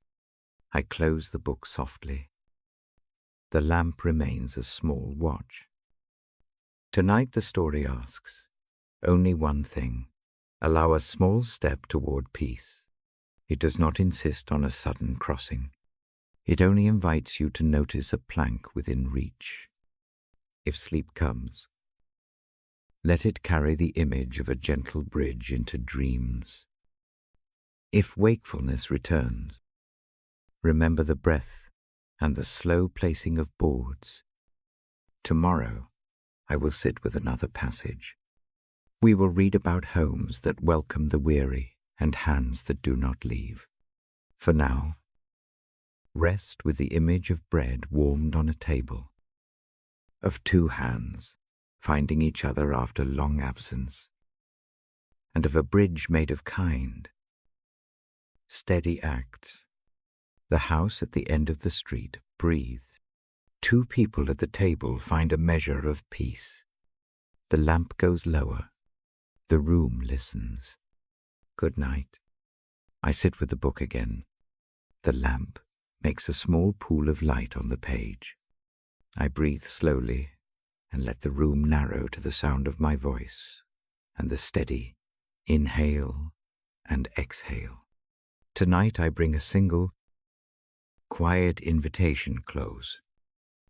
The word I hold is letting go. I do not mean forcing a great change. I mean a simple unhanding. Sometimes letting go looks like placing a small stone on a table and turning away. Sometimes it is as humble as loosening a tight knot in a shoelace. The passage I read tonight leans into that gentle act. It does not shame what you carry. It only shows a place to lay it down. Picture a bench by a quiet path. The bench is old and smooth from many hands. People pass and sometimes stop. Some sit and talk. Some sit in silence. At the center of the bench there is a shallow hollow. It is a respectful place to set burdens for a while. The bench does not take the pain away. It only holds it so a person can breathe without holding everything at once. As I read, imagine approaching that bench. Walk slowly. The night air is cool. Each footfall is a soft sound on the path. You do not hurry. You do not need to answer anyone. Set what you have in your hands into the hollow. It may be a worry, a name, a regret. Lay it gently. Notice how the hands feel after the thing is set down. The shoulder loosens a little. The chest takes a single deeper breath. I speak a passage that invites surrender. It is invitation. Not demand. The invitation sounds like a friend saying, "Come and rest." It does not judge how many times the person has come before. It does not measure the size of the burden. The tone is simple. The promise is quiet. You may leave the weight for a while. Try a small practice with me now.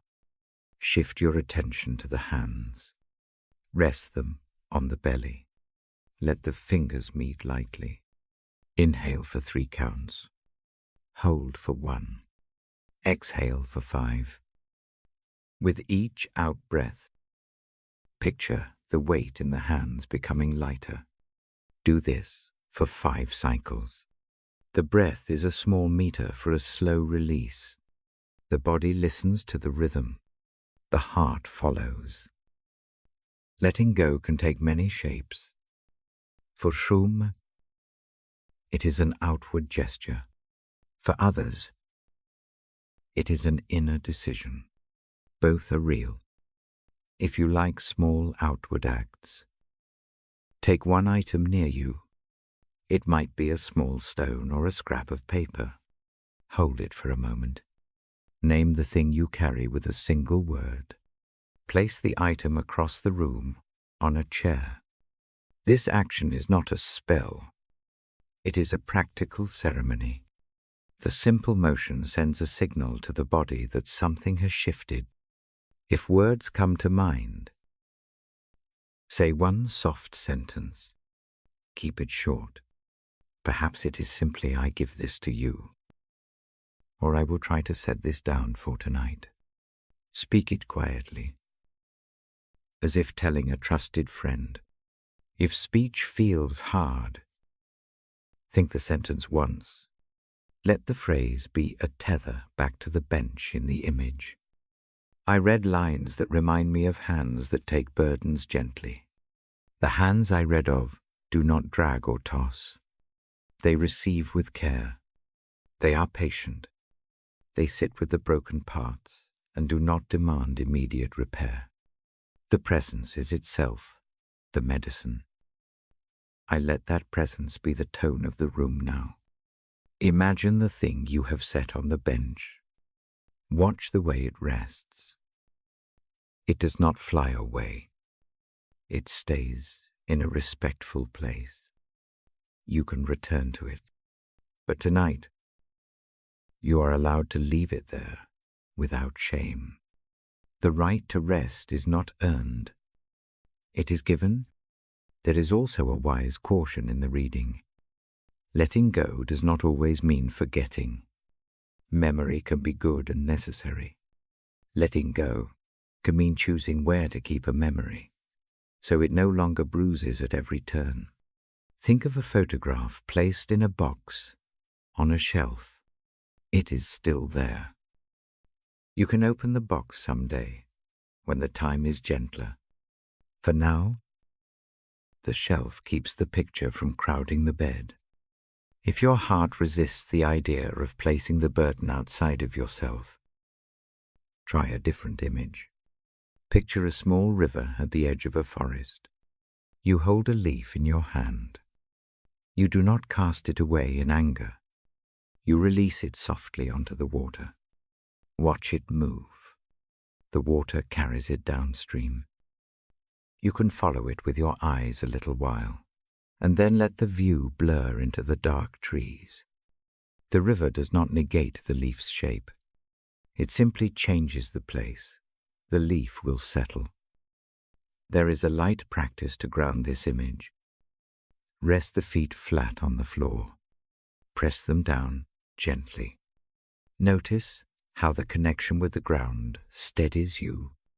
Imagine the earth supporting what you cannot hold alone. Inhale for 4. Hold for 2. Exhale for 6.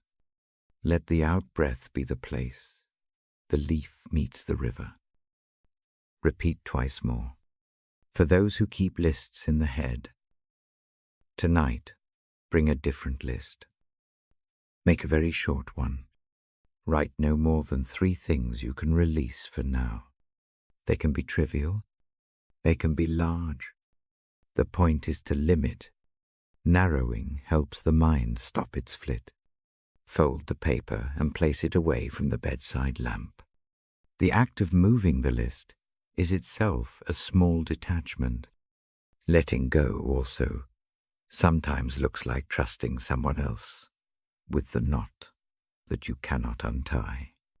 The passage I read pictures a hand that reaches into the tangle and does not complain. It works patiently, finding the right thread, loosening tension, and then handing the rope back when it is softer. This image is not about surrendering agency. It is about accepting help without shame. If sleep is delayed by the mind replaying events, try a tiny reframe. Picture each replayed moment as a small lantern on a string. Walk along that string and gently dim 3 of the lanterns. You do not need to extinguish them all. Just reduce their glare. The replays still exist. They simply do not dominate the night sky. Forgiveness and letting go overlap. Sometimes the knot is held by another's wrong. Sometimes the knot is worn by your own mistakes. Both can be placed on the bench. The reading I hold does not demand that reconciliation happen immediately. It only encourages the heart to allow the burden to be lighter tonight. Reconciliation may follow, or gentle distance may be the wise choice. Either path can be accompanied by mercy. I bring a short image of paper boats. Now, fold a small rectangle if you have paper. Make a tiny boat with care. Set it on any still water you have. Watch it sit. If there is no water, imagine the boat on a calm pond. The boat does not crash into the shore.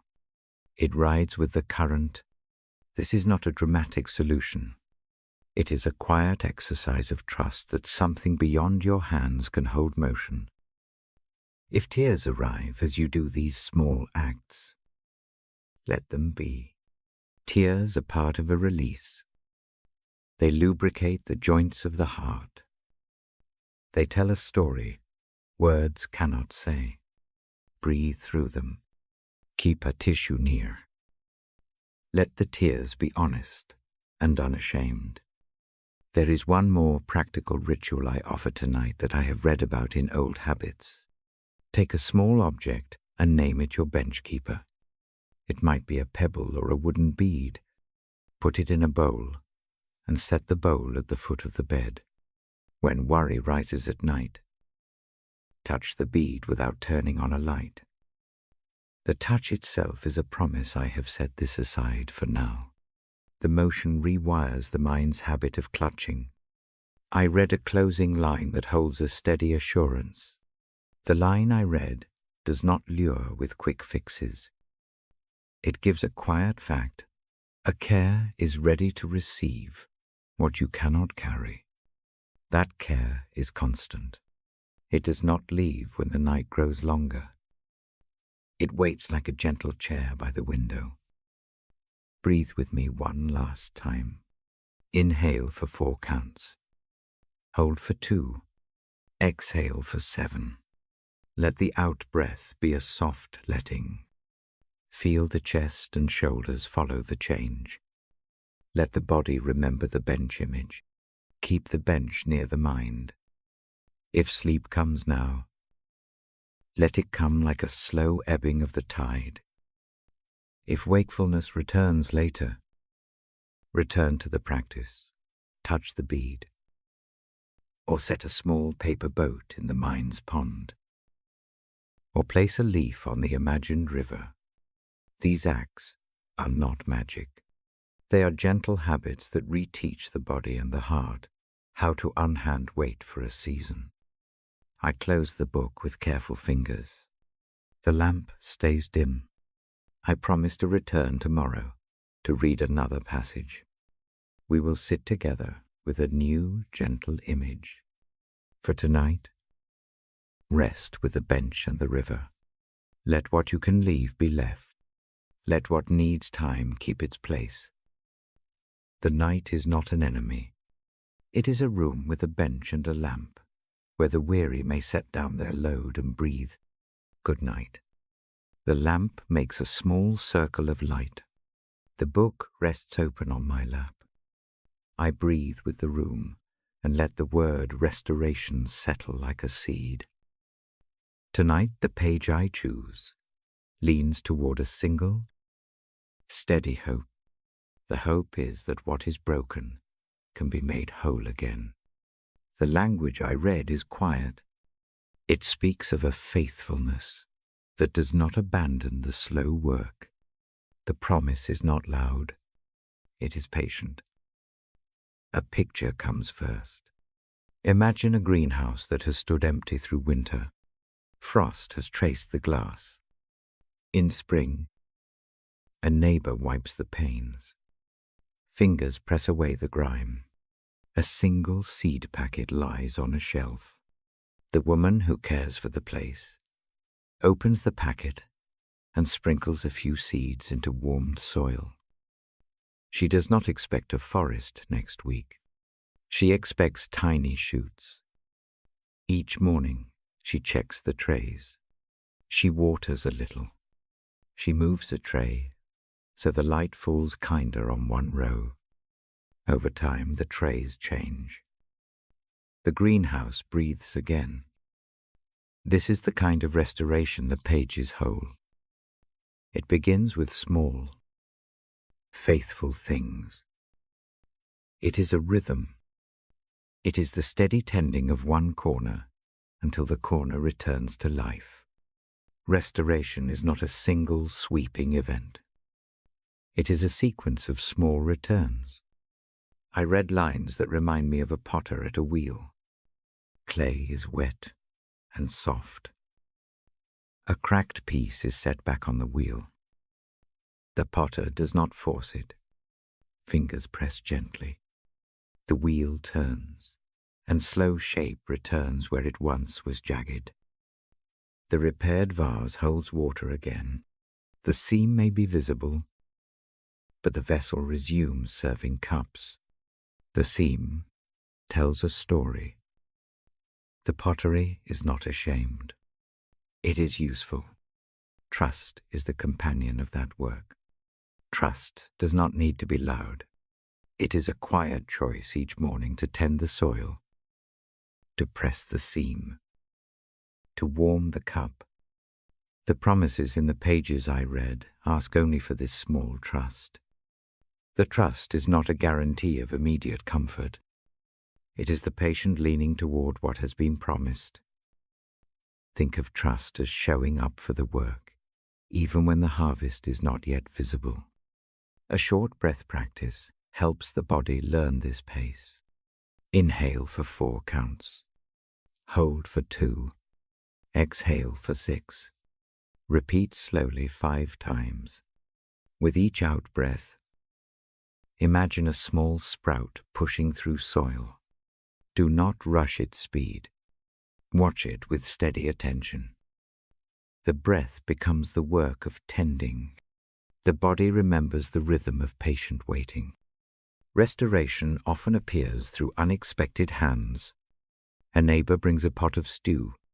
A friend texts one line that reads like permission to rest. A ministry of simple deeds gathers strength in the small. These acts are not dramatic. They are practical stitches in the fabric of repair. The pages I read speak of a keeper who notices these threads. Care comes through hands and through the quiet supply of needs. If a place in the heart feels barren, picture a stream that runs under the field. The stream is hidden. Only when a spade turns soil does the water's presence become visible. The living thing was there beneath the hush. Restoration sometimes reveals the presence that has already been holding the space. That presence is faithful, slow, and soft. Tonight, choose one small promise to carry. Pick a word from the reading that rests easily. Renew. Mend. Hold. Enough. Write it on a small scrap of paper. If one lies near, fold it and set it under the lamp or beneath the glass of water. The act is simple. It is a practical anchor. When the mind wanders later, touch the paper in the dark and let the single word reel you back like a quiet tug. The book I read from also offers a wise caution. Restoration can ask for patience with the process and care for boundaries. Restoration does not always mean returning to the same pattern or the same place that hurt. Sometimes restoration includes moving into a new way of being with certain relationships. The gentle voice of the promise respects wisdom. It calls for safety and for repair at a pace that honors truth. If a memory aches while listening, let it be named. A single soft word naming the pain opens room for restoration to enter. Say the name quietly in the mind loss. Regret. Anger. The naming is not a confession to be judged. It is a map. Maps help the hands who repair know where to begin. There is comfort in ritual. A small nightly habit rewires the heart's expectations. Before sleep, set a small cup of water at the bedside. Bend a head for a breath of thanks. Lightly smooth the blanket. Speak one short sentence to the room, perhaps simply "I am held." These tiny acts are not remedies for everything. They are the scaffolding for trust. Each repetition makes the scaffolding stronger. Picture a watchmaker's bench now. Tiny screws. Careful tools. A steady lamp. The watch is not fixed in an hour. The watchmaker works one cog at a time. The hands oil a pivot. The spring is checked. Little by little, the mechanism locks into rhythm. The watch begins to keep time. Restoration often moves this way. No heroics, only patient, careful work in the pages I read.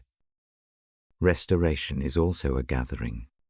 Scattered fragments are collected and placed where they contribute to new patterns. That process looks like a hand setting shards into a mosaic. The new picture is made of what was broken. The new image honors memory and builds purpose. The one who restores remembers each piece. Nothing is thrown away without thought. There are nights when hope feels thin. Those are nights to be gentle. Do not measure tonight by tomorrow's light. Do not demand a sign that must be bright. Keep to the small things. Take 3 long breaths. Hold one small act of kindness for yourself, a warm sock. A familiar song played quietly. A soft lamp left on low. Let small mercies accrete until the field feels less bare.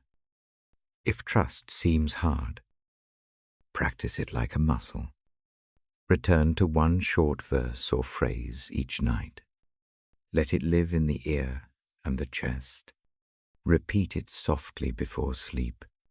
Over time, the phrase becomes a worn path that the mind follows without strain.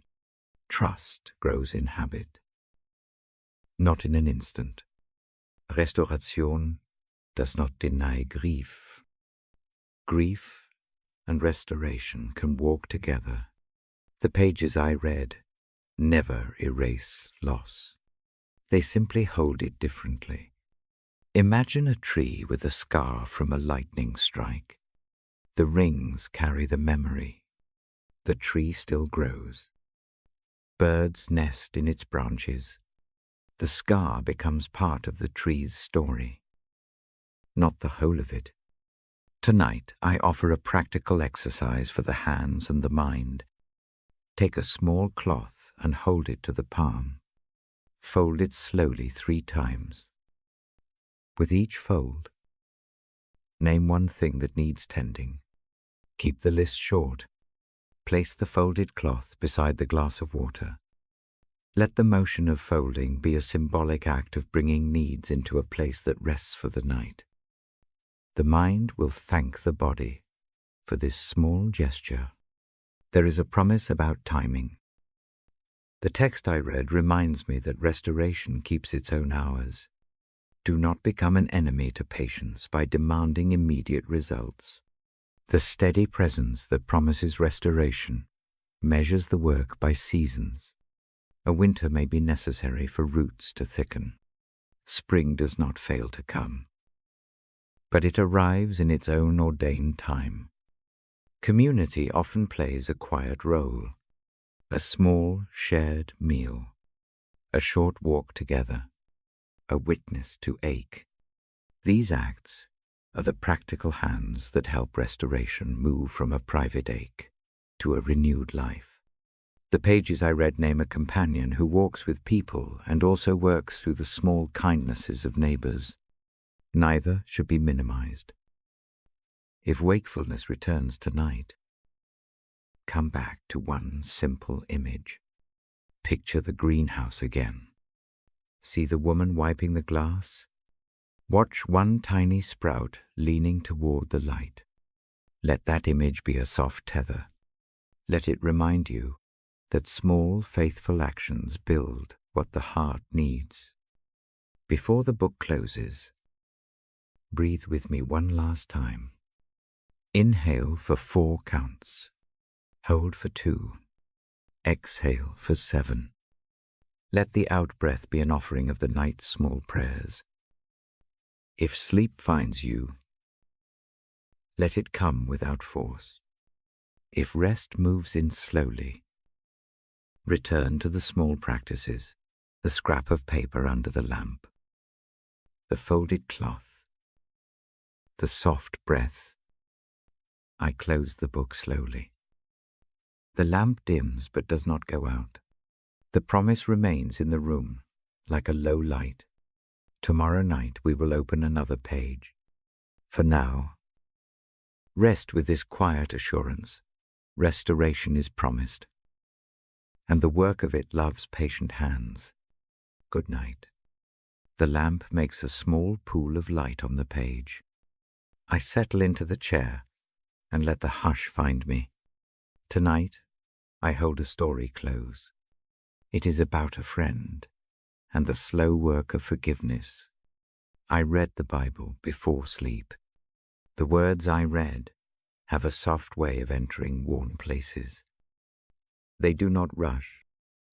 They do not demand answers. They offer a steady presence. My friend carries a weight that looks ordinary at first. It hides in the shape of a kept note and a scarf folded in the back of a drawer. She keeps the things not to remember with bitterness, but as a way to name the hurt. The injury is not loud. It is a persistent ache that underlines many days. She drinks tea in the afternoons. The cup trembles sometimes with an old tremor of anger. Work keeps her hands busy. Sleep runs shallow.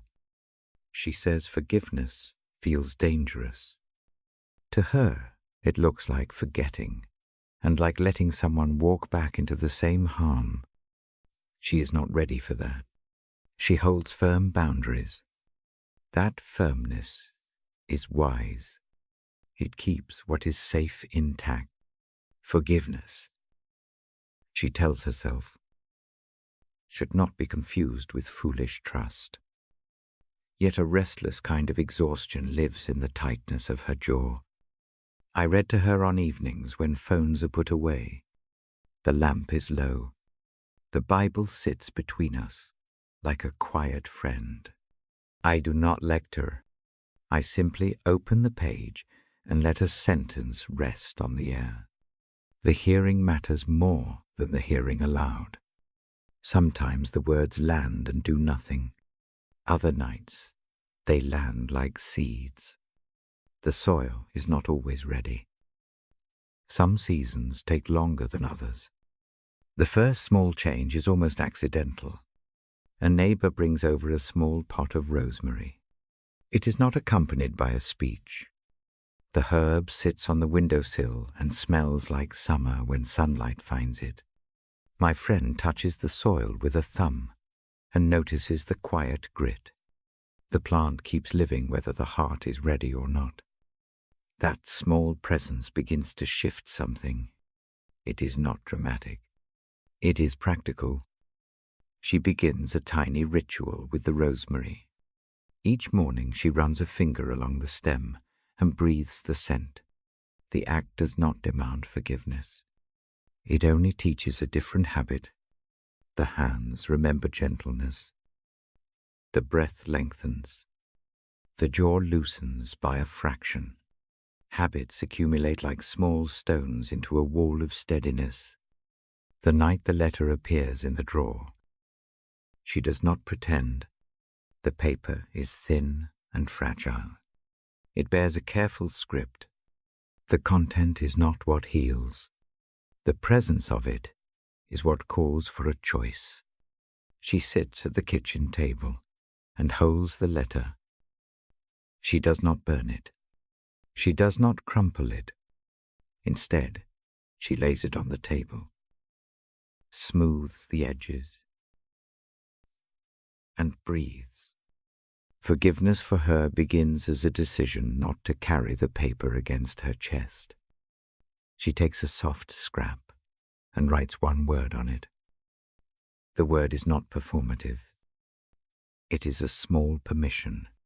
She tucks the scrap into the letter, folds the page, and places both into a small wooden box she keeps for things to consider later.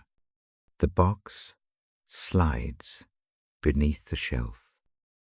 The act is private. The chest feels lighter by a fraction. The shoulders drop a little. I read a passage that evening about mercy, set like a mantle. I do not read it as instruction. I read it as a description of a hand that offers warmth. She listens. She says nothing. Listening, in this quiet way, becomes a tool. It gives room for the tide of a heart.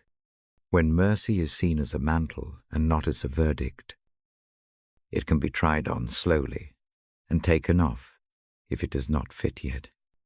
The gentleness of that image matters to her. There is a moment some weeks later when she meets the person who once hurt her. It is not planned. Their paths cross in a shop. The air tightens. The old wound hums. Her breath shortens. She looks at the shelf of jars and chooses to move a jar with care. The movement is practical. It is something to do with the hands. She can do a small thing and keep the edges of herself intact. Forgiveness does not happen in the shop. What happens instead is a choice to leave feeling small and puzzling, rather than letting anger dictate every step. After, she walks home with a small paper bag of groceries and a softer rhythm to the step. The day does not erase the past. The day makes room to live beside it. The work goes on in small ways. She begins to do a kindness for herself that looks almost foolish. She irons a handkerchief she kept for a best day that never arrived. The iron moves slowly. The material smooths. The motion is an act of care toward a self that has not been tenderly treated. The iron presses out tiny creases. She folds the handkerchief and places it where she can see it in the morning. The sight is a gentle reminder to greet the day with new hands. Sometimes anger returns in brighter colors. There are nights when the letter falls heavier inside the box. The old ache wakes with a sting. She does not pretend. Those nights do not exist. She notes them. She puts a hand over her sternum and practices a breath she learned at the bedside. Inhale. Slow. Hold. And exhale longer. The breath is not a solution to injustice. It is a way to steady the nervous system long enough to choose what comes next. The more she chooses small mercies, the more she notices that forgiveness serves her as much as it does anyone else. Sleep deepens in tiny increments. Dreams soften their edges. Morning comes with fewer shadows under the eyes. The life she lives begins to include afternoons that are not threaded with a waiting for the other shoe to drop.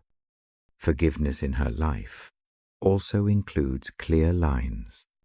She does not confuse forgiveness with letting danger back under her roof. Boundaries remain. The lamp of wisdom is still lit. Forgiveness sometimes means choosing no longer to be the place where harm finds shelter. She does not return to a pattern that will injure her again. The mercy that visits her heart is careful and wise. It keeps the door closed to harm while easing the tension inside. A day arrives when she makes a small offering, not to the person who wronged her. The offering is to a shelter where others carry wounds. She packs a small box of bread and tea and drops it off without long explanation. The act is not about proving herself. It is a way of letting what she has been given return into the world. The motion loosens a knot. It places her into a line of care that is larger than a single grievance. I read to her sometimes not to change her mind. I read to offer a calm ear and a set of images that do not shout. The Bible offers stories of people who live with complicated hearts. Those stories are not tidy. They invite a slow repatterning of life. The words I read do not tell her to forget. They tell her that a steady kindness exists at the edges of pain. She can use that kindness as she plans her days. She practices a nightly habit. Before sleep, she sets a small cup of cool water on the bedside. She lays a single feather beside it. The gesture is personal. The feather is a soft emblem of gentleness. When wakefulness comes, she touches the feather and remembers that mercy can be small. The touch is not a command. It is a quiet reminder that the night does not have to be a place where anger grows thicker. Forgiveness does not rush to completion. It is a landscape of small actions. Sometimes the road curves back into old grief. Sometimes a fresh kindness arrives and the slope eases. The friend learns to welcome both. She learns patience. She learns to tend the soil of her heart with regular, small acts. A cup of tea, a breath, a planted rosemary, a letter folded and put away. These become the tools. There are afternoons when laughter spills through the kitchen. It does not erase what happened. It simply makes room for the present. The sound is not large. It is domestic. It moves like light across a tablecloth. Those small moments become proof that healing belongs to ordinary days as much as to solemn ones. Tonight, I lay the story down like this. Forgiveness does not demand a dramatic scene. It often arrives in a series of small, careful steps. It begins with an offering of gentleness to oneself. It keeps boundaries. It shifts a rhythm by tiny degrees. If the heart wants to hold a hurt like a talisman, it can be helped to set it down beside a lamp. The setting down is not a dismissal. It is a choice to live with less weight. Before the page closes, breathe with me. Inhale slowly and deliberately. Hold gently. Exhale softly and release a small thing. Repeat 3 times. Let the breath teach the chest to trust the night. Tomorrow I will read again. I will bring pages that hold both mercy and firmness. For now, rest with the picture of my friend at her kitchen table. See the rosemary on the sill. See the folded handkerchief. See the small wooden box kept for things to consider later. The work goes on. It is quiet, steady, and honest. I close the book and let the lamp stay low. The room keeps its hush. If sleep comes, let it be calm and unhurried. If wakefulness returns, touch the bedside feather. Remember the small acts that shape forgiveness. Good night. Close your eyes a little, if that feels safe. Breathe slowly. Let the breath lengthen without effort. Tonight I read, and then I listen with you. The book lies open. The lamp makes a calm circle. The room narrows to the soft sound of my voice and the hush around us. Imagine a whisper, not a loud one, not a command, a tiny sound that finds the inside of the ear like a moth finding a rim of light. The whisper is a kind attention. It does not press. It leans in. It says no more than what is necessary to be known. That is how God's love arrives this evening soft. Patient. Close. I turn the page and let the lines settle into the room. The passage I read speaks in small images. It treats the heart like a fragile room. It says presence comes close. Like a friend who sits without filling the silence. The words are quiet. They move across the air like a low bell. They do not insist. They comfort. Picture a shell lifted from a shallow shore. Hold it gently beside the ear. The ocean's low voice seems inside the curve. The sound is not the entire sea. It is a contained echo. God's love feels like that shell. It contains a vastness in a small shape. Listen and no depth within reach. Place one hand lightly over the throat. Keep it there. Feel the skin warm beneath the palm. Breathe into that warmth. Inhale for 3 counts. Hold 1. Exhale for 5. Let the out-breath be longer than the in-breath. Repeat 3 times. With each exhale, imagine the whisper moving from outside to inside. It slides along the collarbone, settles beneath the ribs, and rests like a quiet ash on a hearth. The whisper is patient with memory. It never demands the past be changed. It only speaks into the present. Picture a lamp with soft glass. The lamp does not sweep away the night. It simply offers a small, steady circle of light. The whisper brightens one small corner. That is enough for a breath. That is enough to rest for a while. I read a short line that tells of nearness. The line pictures gentleness that notices the small things. A name remembered, a tear not rushed, a cup warmed in hand. These tiny attentions are the language of the whisper. They say you are seen. They say you are not left to face the dark alone.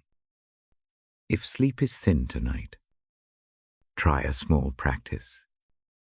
Cup the ear as if to listen to a distant footstep. The gesture focuses the mind in one place. Breathe in for 3. Hold for 1. Breathe out for 6. With that long exhale, imagine a small voice saying a single word into your heart, peace. Rest. Held. Do not force the word. Let it be a soft seed dropped into soil. The seed need only be placed. It will do its work in its time. The whisper also comes through touch. If your hand rests on the chest now, notice the steady rise and fall beneath your palm. The motion mirrors a lullaby. The heart does not have to speak. It only needs to be listened to. Presence that listens makes room for the pulse to soothe itself. There are times when the whisper is a memory of kindness. It may arrive as the memory of someone who tied your shoe when the ankle was weak, or as the warmth of a voice that called your name gently. Hold that image without judgment. Let it soften the edge of whatever pain sits beside it. The presence that whispers does not compete with sorrow. It sits beside it, patient and plain. If a small object is near, lift it and let it sit in the palm. Notice its weight. The weight grounds a wandering mind. Imagine the whisper resting on the object like a thin film of light. Let the object become a talisman of quiet. Do not make a magic charm of it. Make it a small, practical anchor. If no object is at hand, imagine a pebble between thumb and forefinger. Feel the imagined weight, as if it were real. God's whisper often avoids grand promises at first. It offers practical things instead. A steady presence, a cup put near a hand, a friend who shows up and sits without trying to fix everything.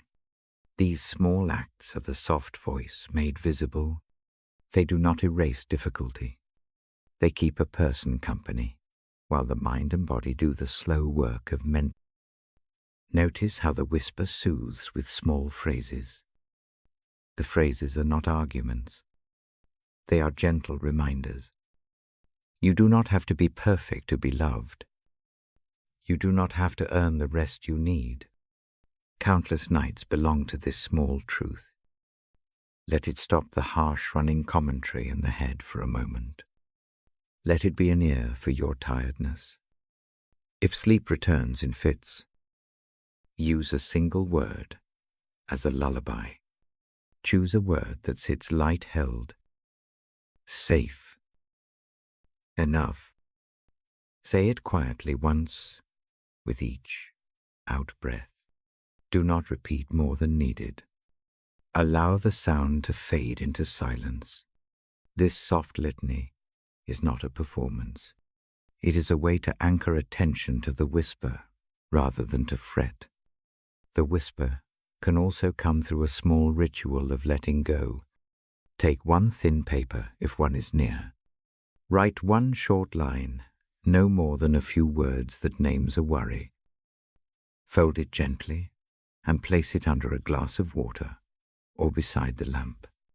The act is a small symbol.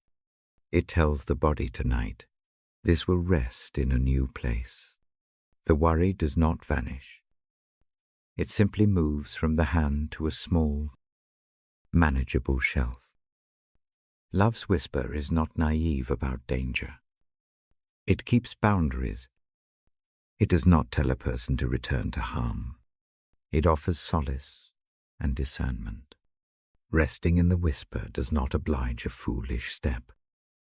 It opens a room in which wise choices can be made later. The voice that soothes also steadies the feet. Imagine a night bird calling softly at a distance. The call is not alarm. It is a steady, thin thread of sound that repeats. Over time, the call stitches the dark into something familiar. God's whisper acts the same way. Night after night it hums a small compassion. The repetition is not empty. It becomes a map the weary learn to follow. If tears come as the whisper lands, let them fall. They are not failure.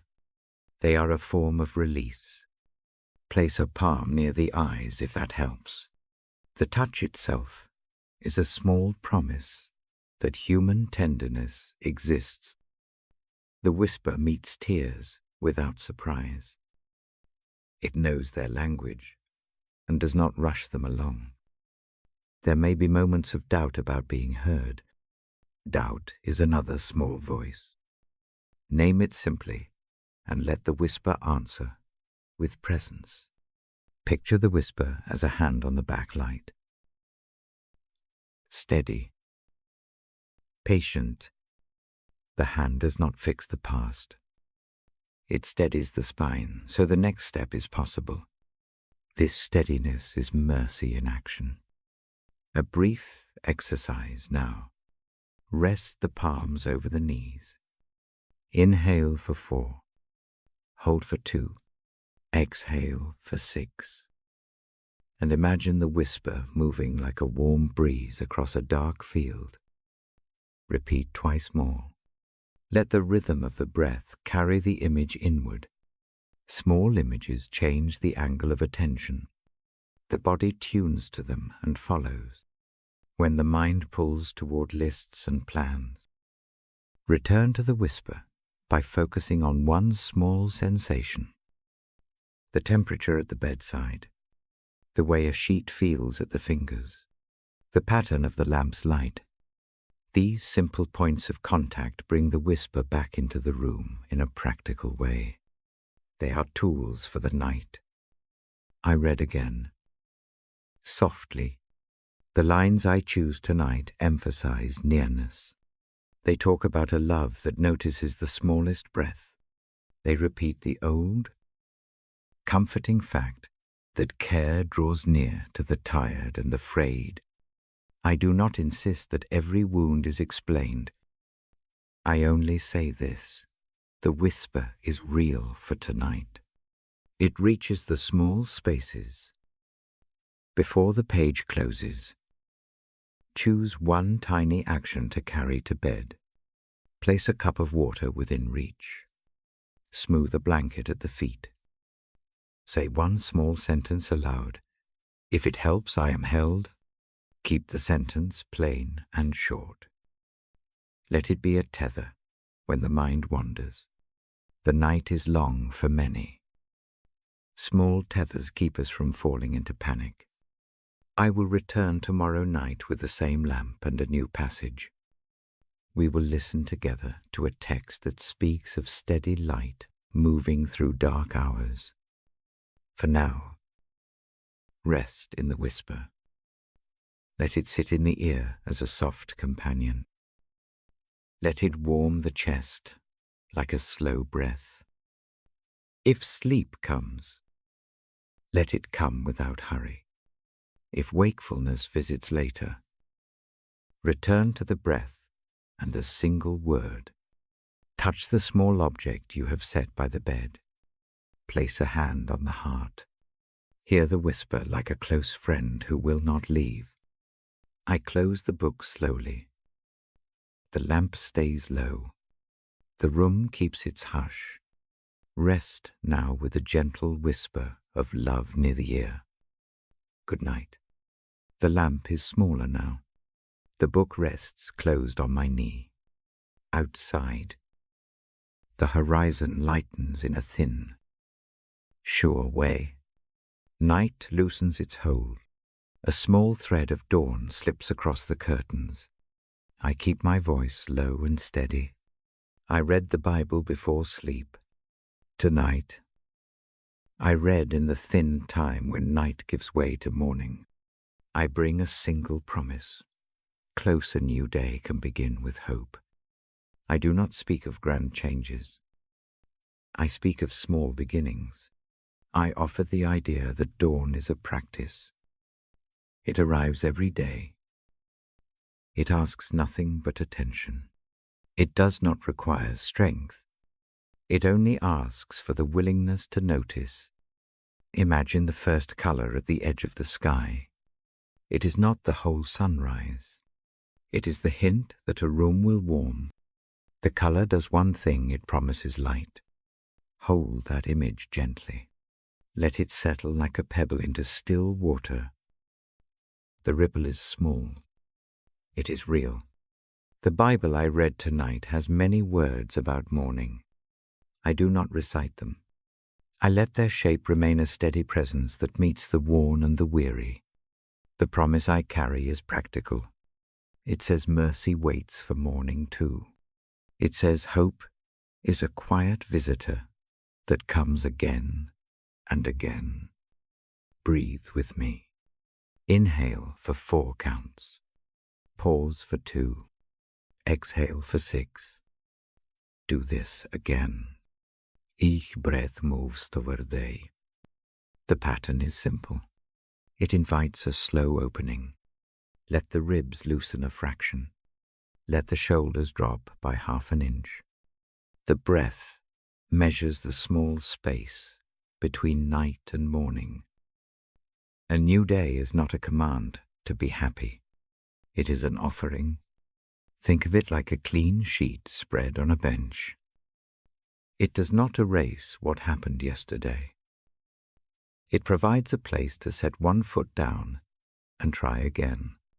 The book I read calls this mercy a space where the tired can begin without carrying yesterday as an anchor. If the eyes are open already, lift them toward the window. Notice one small change. The streetlight is fading. The sky is a softer blue. Notice the way objects regain detail in the wash of early light. The body notices these things too. The nervous system tunes slowly towards the day when given small points of attention. A tiny ritual can make this hour kind. Reach for the glass of water near the bed. Take 3 slow sips. Feel the coolness move down the throat. The movement is practical. It says the body will move with nourishment today. If no glass is near, imagine the sensation.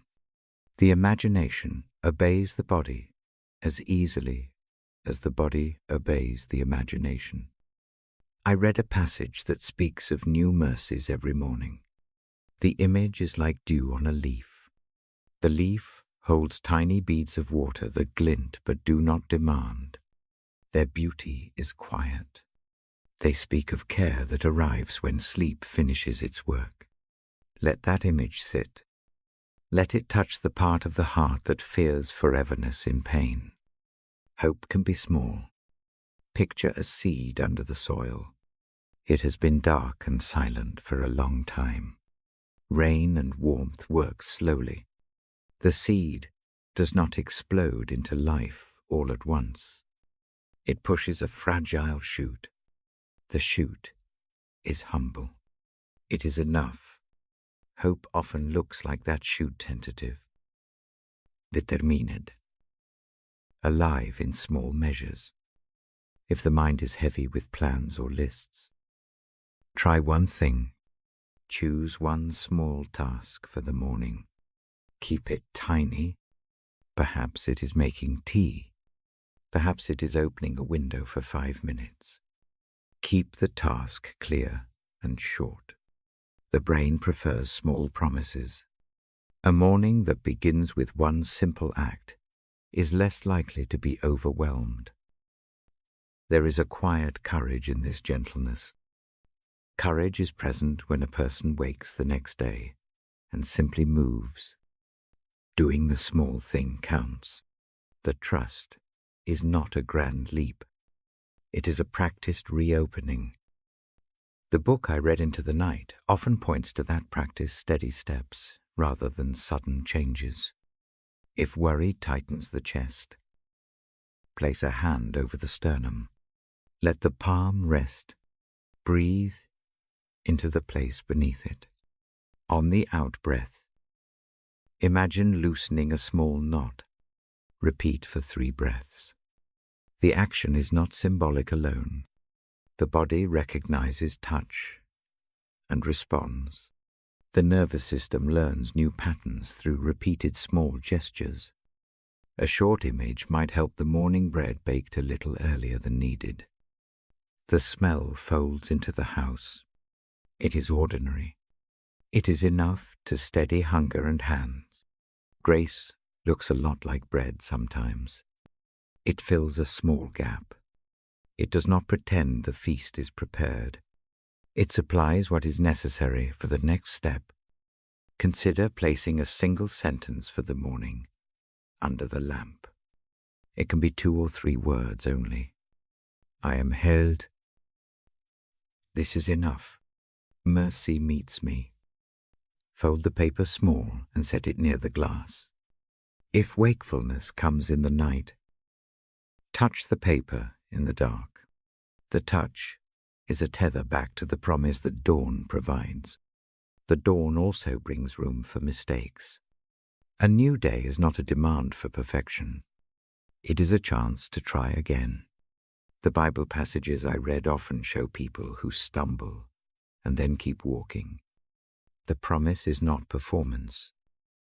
It is presence, a companion who will not abandon the slow traveler. If fear of failure presses, name it softly. Say the word inside the mind afraid. Do not elaborate. Let the naming be a border. Once named, the fear becomes something to be handled instead of a shadow that takes over. I keep that habit at my bedside. It saves a lot of long, unnecessary argument at 3 in the morning. Practical kindness to the body matters for embracing a new day. Warm the feet under a blanket for a moment. Move the toes. Wiggle the wrists. Small circulation returns calm. Stand if the balance permits, and stretch the arms above the head in a slow, safe arc. The motion signals the body that it is permitted to move toward the day at a gentle speed. Hope often arrives through community. If one person helped you in small ways, remember them tonight. Send a short message in the morning if the heart wants, or keep the kindness simple offer, thanks in a single sentence when you see them. Community stitches mornings into patterns that are easier to follow. The stitching is small. It is faithful. The light of dawn shows a path. It does not always show the entire road. Only the next step is visible. This is enough. Walk that visible step. Keep the pace slow. Let the rhythm of breath and footfall match. When anxiety asks what comes after, return to the breath and the small visible step. The rest will reveal itself as you move. If sleep still feels like the right choice, allow a small hope to rest in the chest. Imagine pressing your hand lightly against the heart and whispering one short truth tomorrow is given anew. Let the heartbeat learn the rhythm of that thought. It will teach the mind to let go of relentless worry while the body returns to sleep. I read the Bible in these thin hours because the language settles the edges. The pages carry stories of mournings and mercies. They speak of steady care that does not depend on the force of will. The reading is not a sermon. It is a lullaby and a map. It places a hand on the shoulder and keeps it there. Before I close, choose one small practical thing to hold for the morning. Perhaps it is opening the curtains for 5 minutes. Perhaps it is stepping outside to breathe for 2 minutes. Perhaps it is a short prayer of thanks for one small thing. Keep the choice tiny. Let it be doable even if the body feels heavy. Breathe with me one last time. Inhale for 4 counts. Hold for 2. Exhale for 6. Let the out-breath be a soft, releasing into the thin light. Picture a doorway opening just a little. The promise waits on the other side. It is not a demand. It is a welcome. I fold the book and set it beside the lamp. The horizon brightens a fraction more. The lamp remains low. If sleep comes, let it come under the assurance that morning brings new mercies. If wakefulness moves in, rise slowly with one small task in mind. Walk toward the day like someone learning a new route. Step by step. Tomorrow night, I will bring another passage. We will sit together again and listen. For now, rest with the image of the thin line of dawn. Let it teach the heart that every day can begin in hope, good night. And when morning comes, may it find a hand ready to receive the small gift of a new beginning. The lamp is low. The book rests open like a quiet friend. I breathe with the room and let the circle of light lean closer. Tonight, the reading holds one image steady. An imbrese, a shelter made of arms, a presence that does not rush. I begin by asking for the eyes to soften. No need to force sleep yet. Allow the lids to feel heavy. Let the jaw loosen an inch. The body remembers how to yield when given a gentle invitation. This is my first small instruction. It is not clever. It is a hand on the shoulder that says, "Come." Imagine now a pair of arms. They are warm. They arrive without fuss. They are not the arms of a stranger. They are the arms of care that have known many small nights. They bend and make a space. The space is neither bare nor crowded. It fits the shape of what is tired and tender. Picture sinking there like a piece of warm cloth folding into a lap. The text I read tonight echoes an old comfort. It pictures care that attends like a parent's arms. The image is not sentimental. It is practical and close. It says that near the ache, There is a holding that knows how to keep without fixing everything at once. The holding is patient. It keeps one until the next breath eases the shape of fear. Breathe slowly with me. Inhale for 4. Pause softly for 2. Exhale for 6. Do this 2 more times. With each out-breath, imagine the arms settling a fraction closer. Let the shoulders drop. Notice the way the throat loosens. The breath is a small key. It opens a locked place a little at a time. An embrace holds more than the body. It holds the small worries that have been carried like loose pebbles in a pocket. Picture removing one pebble. It is not a big triumph. It is a simple act. Place the pebble on a table within the arms. Feel how the hand that was clenched relaxes into the palm. The body takes the cue and eases. If a tightness lives at the throat, put a fingertip there now. Press lightly. Breathe into that point. The touch tells the nervous system it is noticed. The nervous system answers by giving back a fraction of ease. This is work. The body understands. It does not need long lectures. It needs small, steady signals of safety. The embrace I hold in the reading also rocks gently. It is not a brisk jolt. It is a slow, aware motion. Imagine being carried in a boat that barely sways. The rhythm is old and steady. It sinks with the heart in its low register. The rocking does not erase tears. It receives them. Each movement is a message. You do not have to hold this alone. Try a small motion now. Roll the ankles once.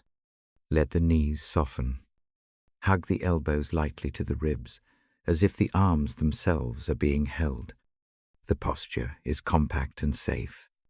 It feels like being tucked into a blanket that knows where the chill usually gathers. The body remembers how to unclench when there is a boundary around it. There are nights when fear will not be quieted by gentle images. The mind will still spin. When that happens, name one concern with one word.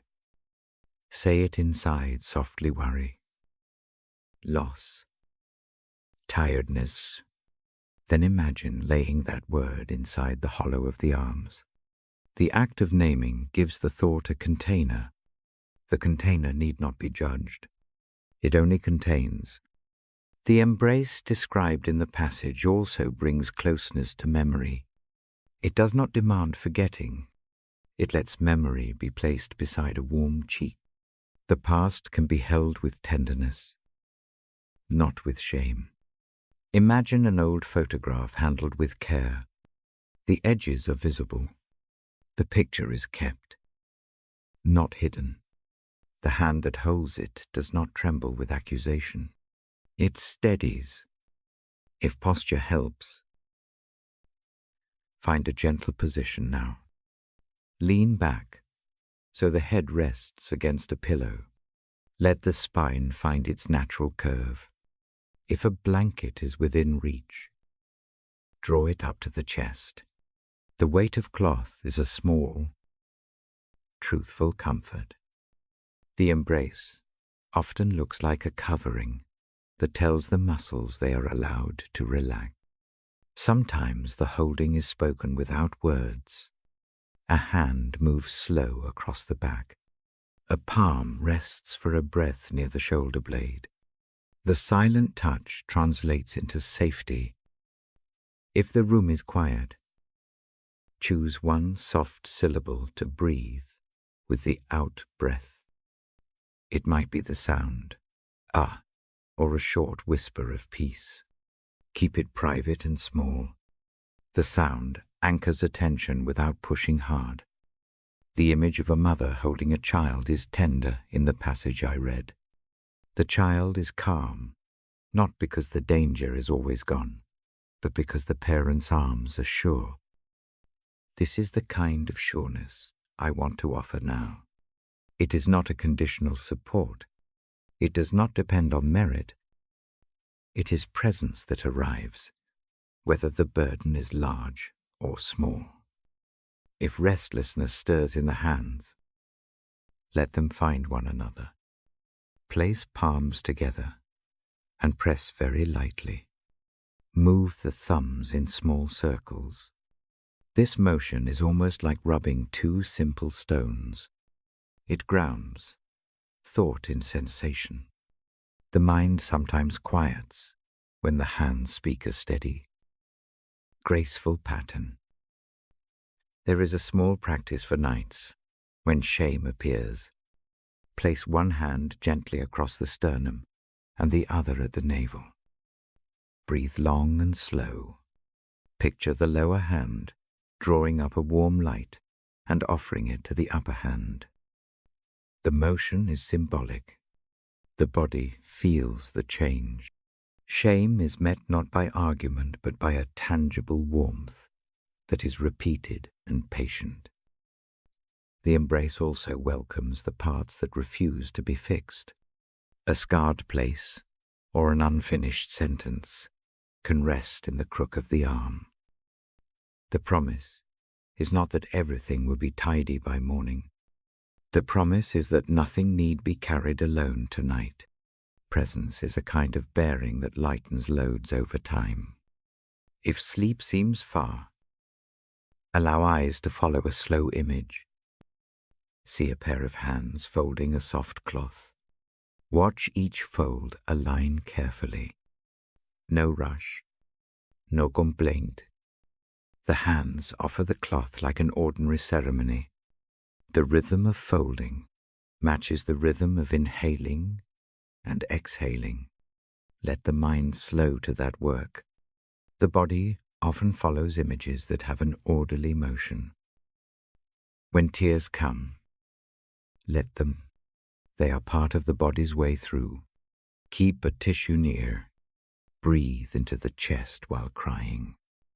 Keep one hand on the sternum. The hand remembers being held. Tears do not undo the embrace. They deepen its honesty. There are nights when anger wants to burst through. The arms do not hush anger with platitudes. They make room so anger can be seen without letting it run the night. Imagine an arm that gently steadies a flailing wrist. The steadying does not mock the motion. It offers a boundary that keeps the rest of the field safe. A small ritual can make the embrace practical. Before sleep, fold a cloth about the size of a handkerchief. Lay it on the bedside and rest a palm over it for 3 slow breaths. The act is small and repeatable. It says someone will keep this with care. The habit teaches the body that night can be a place of holding rather than of battle. The reading I share tonight also names a tenderness that corrects with gentleness. Ifrikret nax. Try a short, kind phrase, spoken inwardly. I will try again tomorrow. Speak it once on an out-breath. The phrase is not a hurried fix. It is a modest reorientation. The soul benefits more from small mercies than from loud convictions. When the hours are quiet, if a hand reaches for the glass of water, drink slowly. Let the coolness trace the throat. It helps the body register that tender actions follow care. Hydration is a small kindness to the cells that work hardest when worry keeps the mind awake. The embrace finally offers a promise to return. It is not a temporary fix that vanishes with the lights. It is an ongoing presence that will be near in many small nights. I say this because the night can feel like a long road. Reassurance, repeated, becomes a guidepost. The steady hand that reads will come again. Before I close the book, take one more small action. Soothe the brow with the pad of a thumb. Hold the thumb there for 3 slow breaths. Imagine warmth moving from the thumb into the place where thoughts gather. Let the motion slow the spin of worry. Keep the touch soft. Do not try to change everything. Let the touch be enough. If sleep now comes, let it be gentle. Let the body fold into the embrace imagined here. If wakefulness returns later, return to the breath pattern, to the hand at the sternum, to the small folded cloth beside the bed. Use these practices like small lamps. Let them show the next step without demanding the whole road. I close the page with a slow hand. The lamp stays low. There is a care that will not leave tonight. It rests like a shawl around the shoulders. Tomorrow I will return with another passage. For now, rest in the image of being held. Let the arms keep watch while breath settles and the heart learns again what it is to be kept safe. Good night. The lamp is low. The book sits open. I breathe with the room. Tonight I hold a single practice close. The practice is simple. It is gratitude as night falls. I read a short passage from the Bible. I do not recite long lines. I let the sense of one verse rest between us. It asks that thanks be offered in many kinds of evenings. The tone is plain. The reminder is steady thanks is a way of seeing. It becomes a small light in the dark. Begin with breath. Breathe in for 4 counts. Hold for 2. Breathe out for 6. Do this 3 times. With the out breath, imagine a bright pebble placed at the edge of a table. Each pebble is one small thing for which thanks is due. The breath sets the pebble down. The motion is tiny. The body remembers what the hands do. Now turn attention to the senses. Pick one sound that is present. Maybe a clock. Maybe distant traffic. Maybe your own breathing. Name it silently sound. Give thanks for it. Move to a smell. It might be a faint soap, a warmed blanket. Night air. Name it smell. Give thanks. Finally, notice one texture under the hand. The sheet. The robe. The skin. Name it touch. Give thanks. This is an exercise of noticing, not inventorying. It trains the mind to find small mercies where the night often feels large. Gratitude in the dark does not pretend away sorrow. It does not argue that pain did not happen.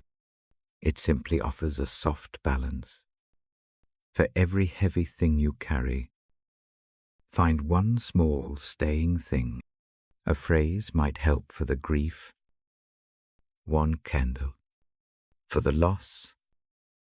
One song that kept you alive for the fear. One hand that once steadied you. The aim is not to deny the wound. The aim is to widen the field of vision, so the wound does not occupy every corner. I show a gentle practice that fits in the palm. Take a small square of paper if one is near. If not, imagine it in the mind. Fold the paper once. On that fold, write or think of one short phrase of thanks. Keep it no longer than a line. It could be as plain as warm water, or the way a friend called, or the taste of morning toast. Tuck the folded square into a small jar, or under the book. or simply let it rest in the imagination. Overnights, the jar fills. Nights become a slow accumulation of little lights. The jar is not proof of perfection. It is a visible ledger of mercy found. Another practice is a short litany for the breath. Choose 3 small words. They should be soft and true. For instance, held. Enough. Sean. With each inhale, think the first word. With each exhale, think the second. On the third breath, think the third. Rotate. Let the words ride the breath like small boats. The litany is not a performance. It is a tether. When the mind slips into worry, return to the 3 words and follow the rhythm. When gratitude feels distant, the practice shifts a little. Name one hard thing. Say the name inside without drama. Now ask quietly, where in this pain did kindness arrive? Sometimes answer will be obvious. Sometimes not. Look closely. A nurse's brief touch. A neighbor's silence that did not demand explanation. A hymn that caught when the night came. The practice is not a forced cheer. It is a search for unexpected threads that are often already there. Give attention to the body as a place of thanks. Lay a hand flat on the ribs. Feel the rise and fall. Thank the body for breathing you through the day. Thank the hands for holding a mug, for turning a page, for reaching in the dark for a sweater. These small acknowledgements change the tone in the chest. They are not boastful. They are grateful recognition of practical work done by a fragile vessel. I read to you because the pages help shape words for nights. A short line from Scripture can sit like a steady chair.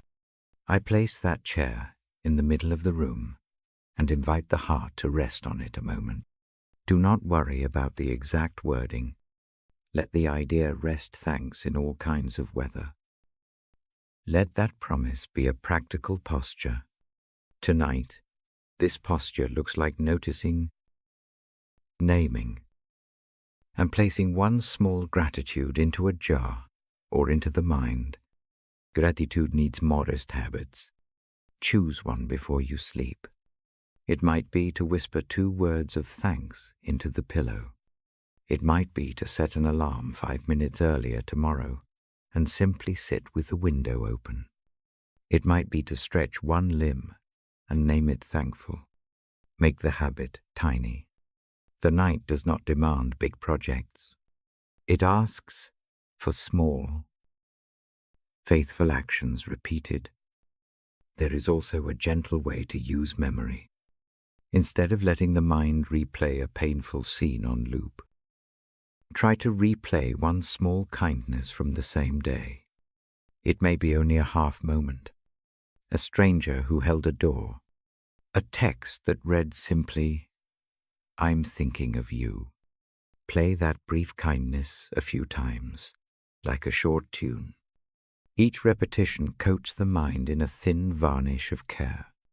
It does not erase pain. It gives a different taste alongside it.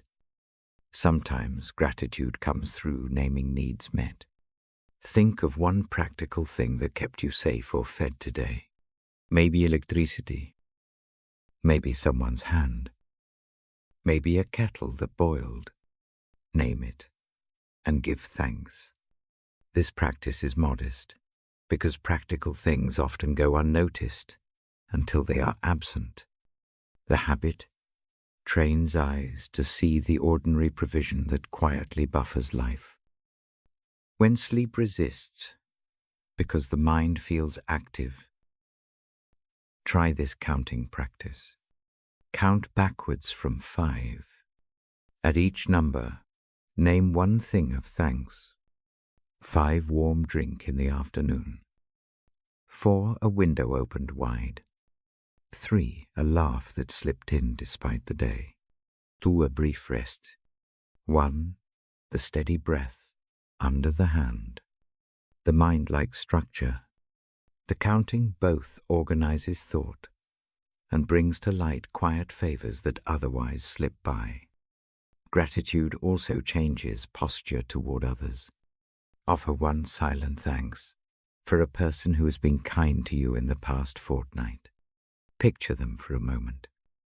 Let the picture be simple. Do not rehearse debts or demands. Let the thought be a small, bright point. If it feels right, send a short message in the morning. If not, let the gratitude remain a private warmth kept for the night. Do not forget the hard harvests. Sometimes the most honest gratitude looks like thank you for the endurance you gave me. Thank you for the lessons the wound taught. These are not false positives. They are honest confessions that pain has shaped something inside that now can understand mercy better. The practice is not to celebrate suffering. It is to name what has been salvaged from the experience. I pause the reading and listen. Silence invites attention. In that silence, feel the small glow that has gathered. It may be faint. That is enough. The habit of noticing is not about having spectacular nights. It is about offering a tiny generosity of attention to what is present. Night is not the enemy of gratitude. It can be its most careful teacher. A closing ritual can help carry this practice into sleep. Place one hand on the sternum and the other at the belly. Breathe together slowly. On the out-breath, name one thing of thanks. Keep the list short, no more than 3 items. Let the naming be quiet. Let the breath be the bell that rings each word into the heart. Repeat this 3 times. Tuck the final word into the feeling between the ribs and let it rest there. I will read with you again. Each night, the pages offer a small map. Gratitude is a route on that map, shaped for quiet feet. It does not shortcut sorrow. It walks beside it. It shows small details to look for when the large view seems bleak.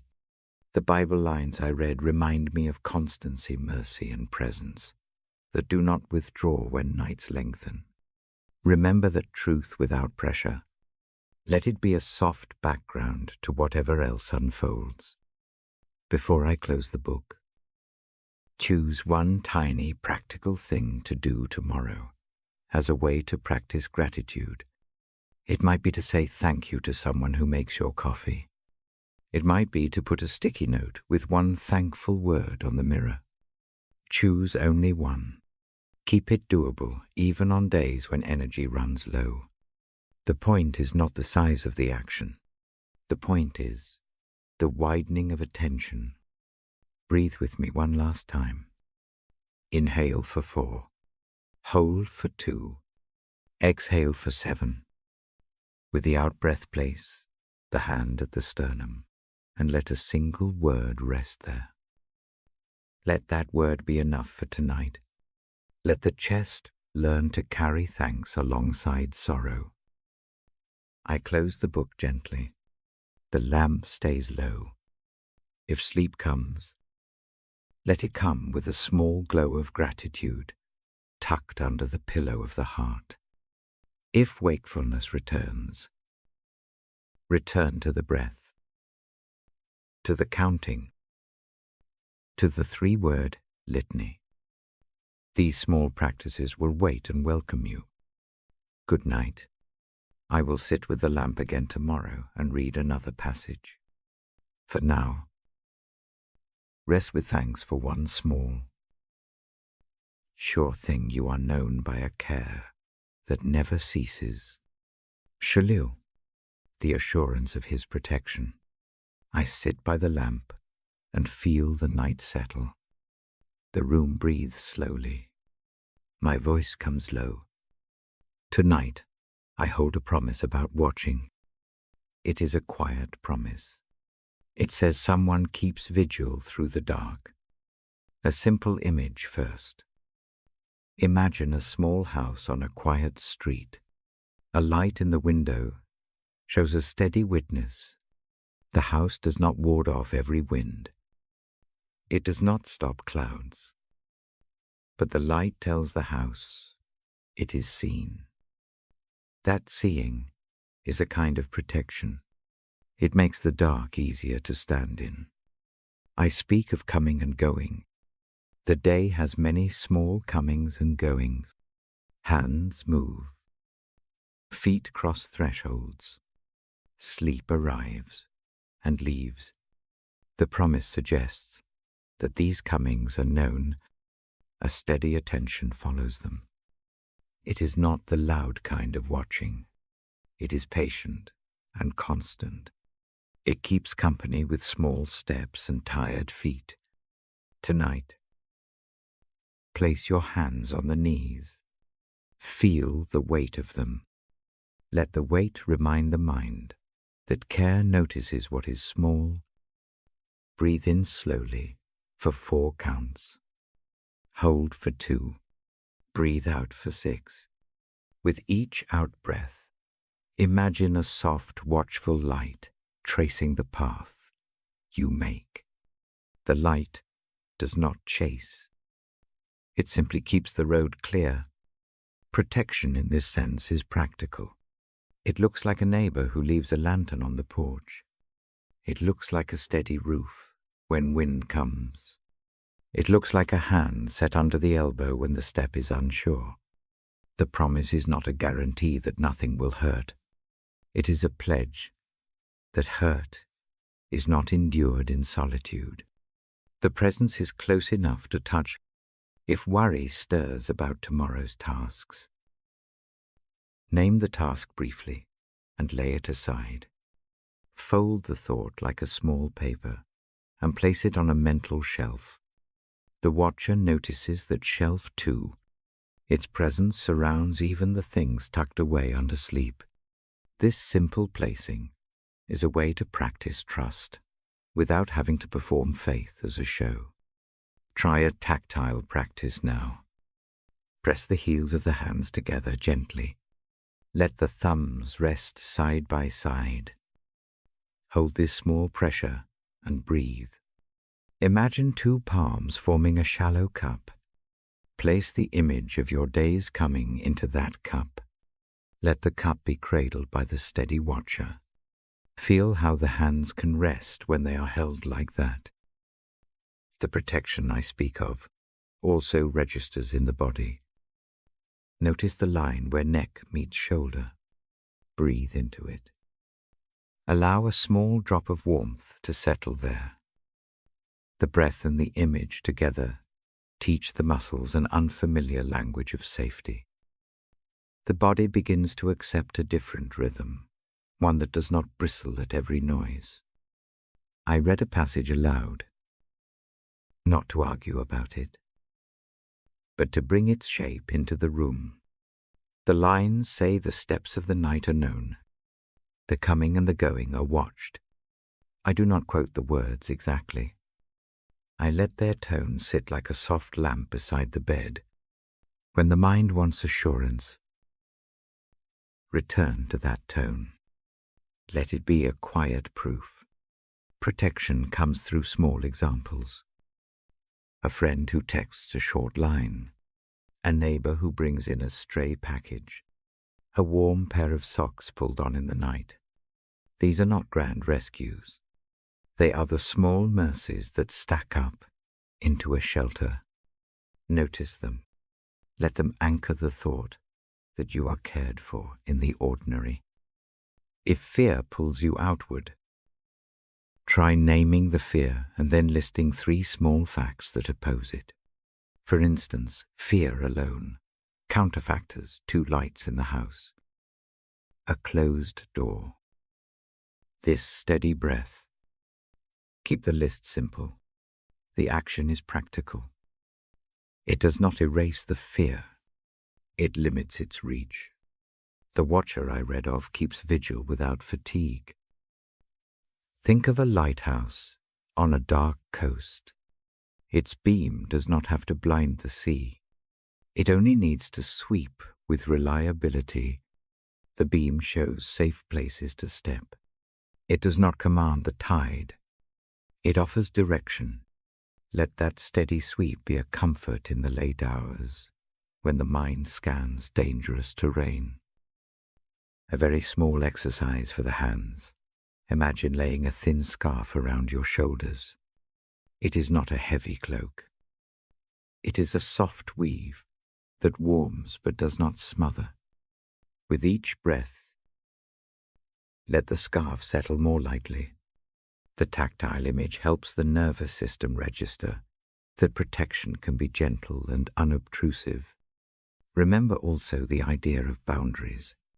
Protective care does not always mean removing risk without wisdom. It sometimes asks for careful steps. If a situation in life demands caution, honor that caution while still accepting the promise of nearness. Protection can include the wisdom to choose safe distances. Mercy and prudence can travel together. If sleep is hard to come by, bring attention to the soles of the feet. Wiggle the toes slowly. Imagine a warm, steady light passing along the bottom of the feet and up into the calves. The sensation is small. The mind follows the feet more readily than it follows abstract argument. Grounding the body helps the spirit. I leave a short litany for the ear, a careful watch. A steady light. A gentle hand. Repeat it once with a long exhale.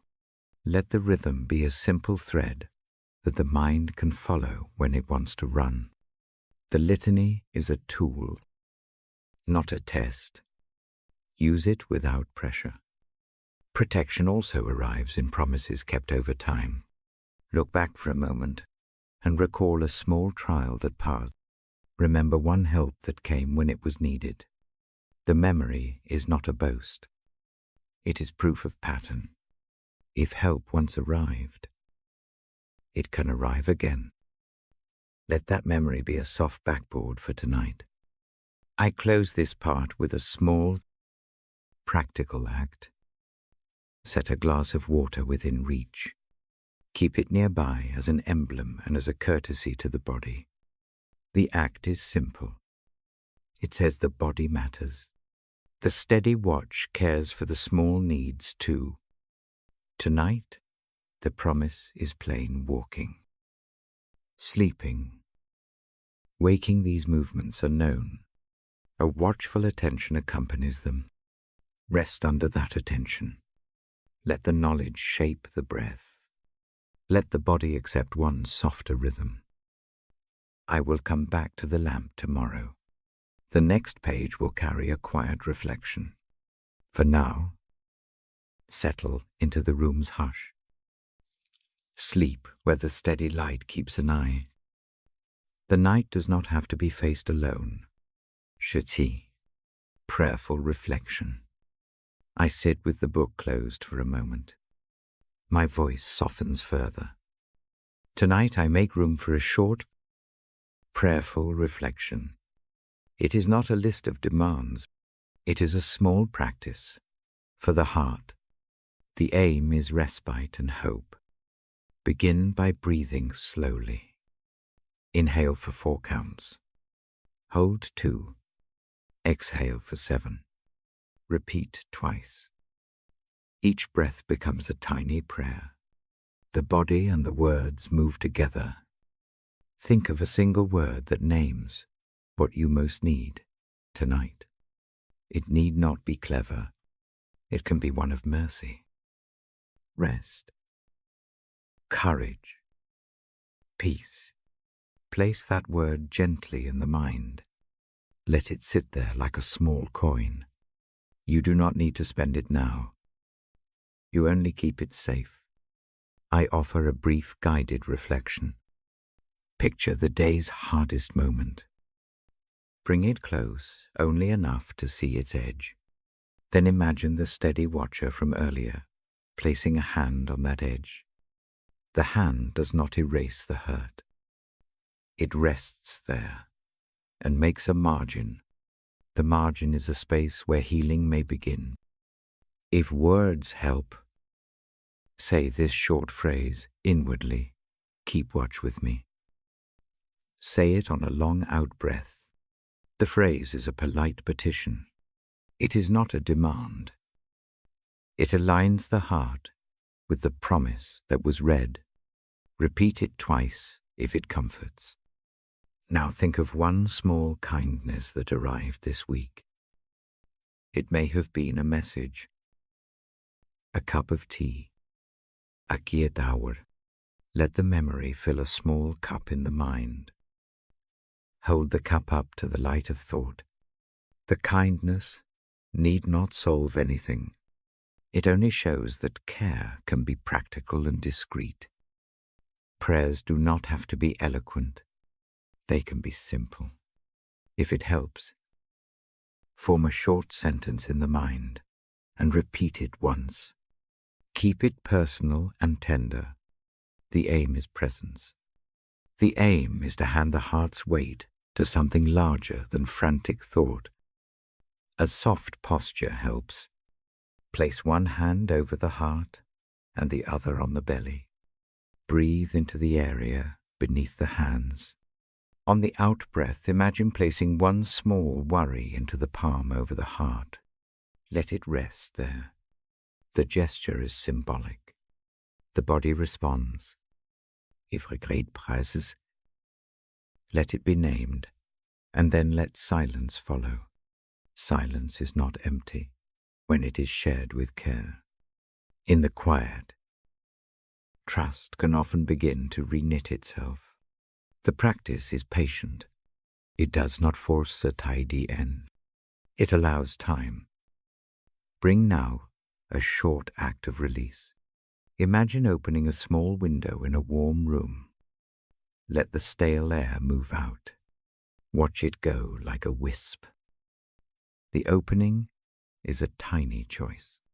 Do not burden it with too many expectations. Let it suffice to provide a breath of freshness. If sleep feels distant, practice a slow counting with breath.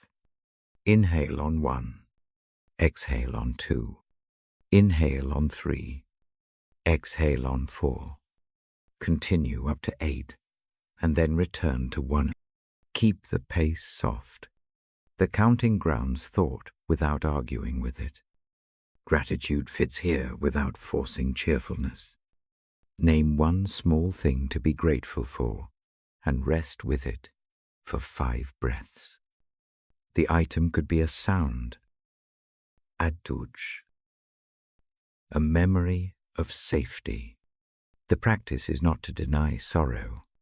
It is to widen the field of attention, just enough for hope to find a place. I offer one final short reflection. Imagine placing both hands on the world as if it were a small bowl.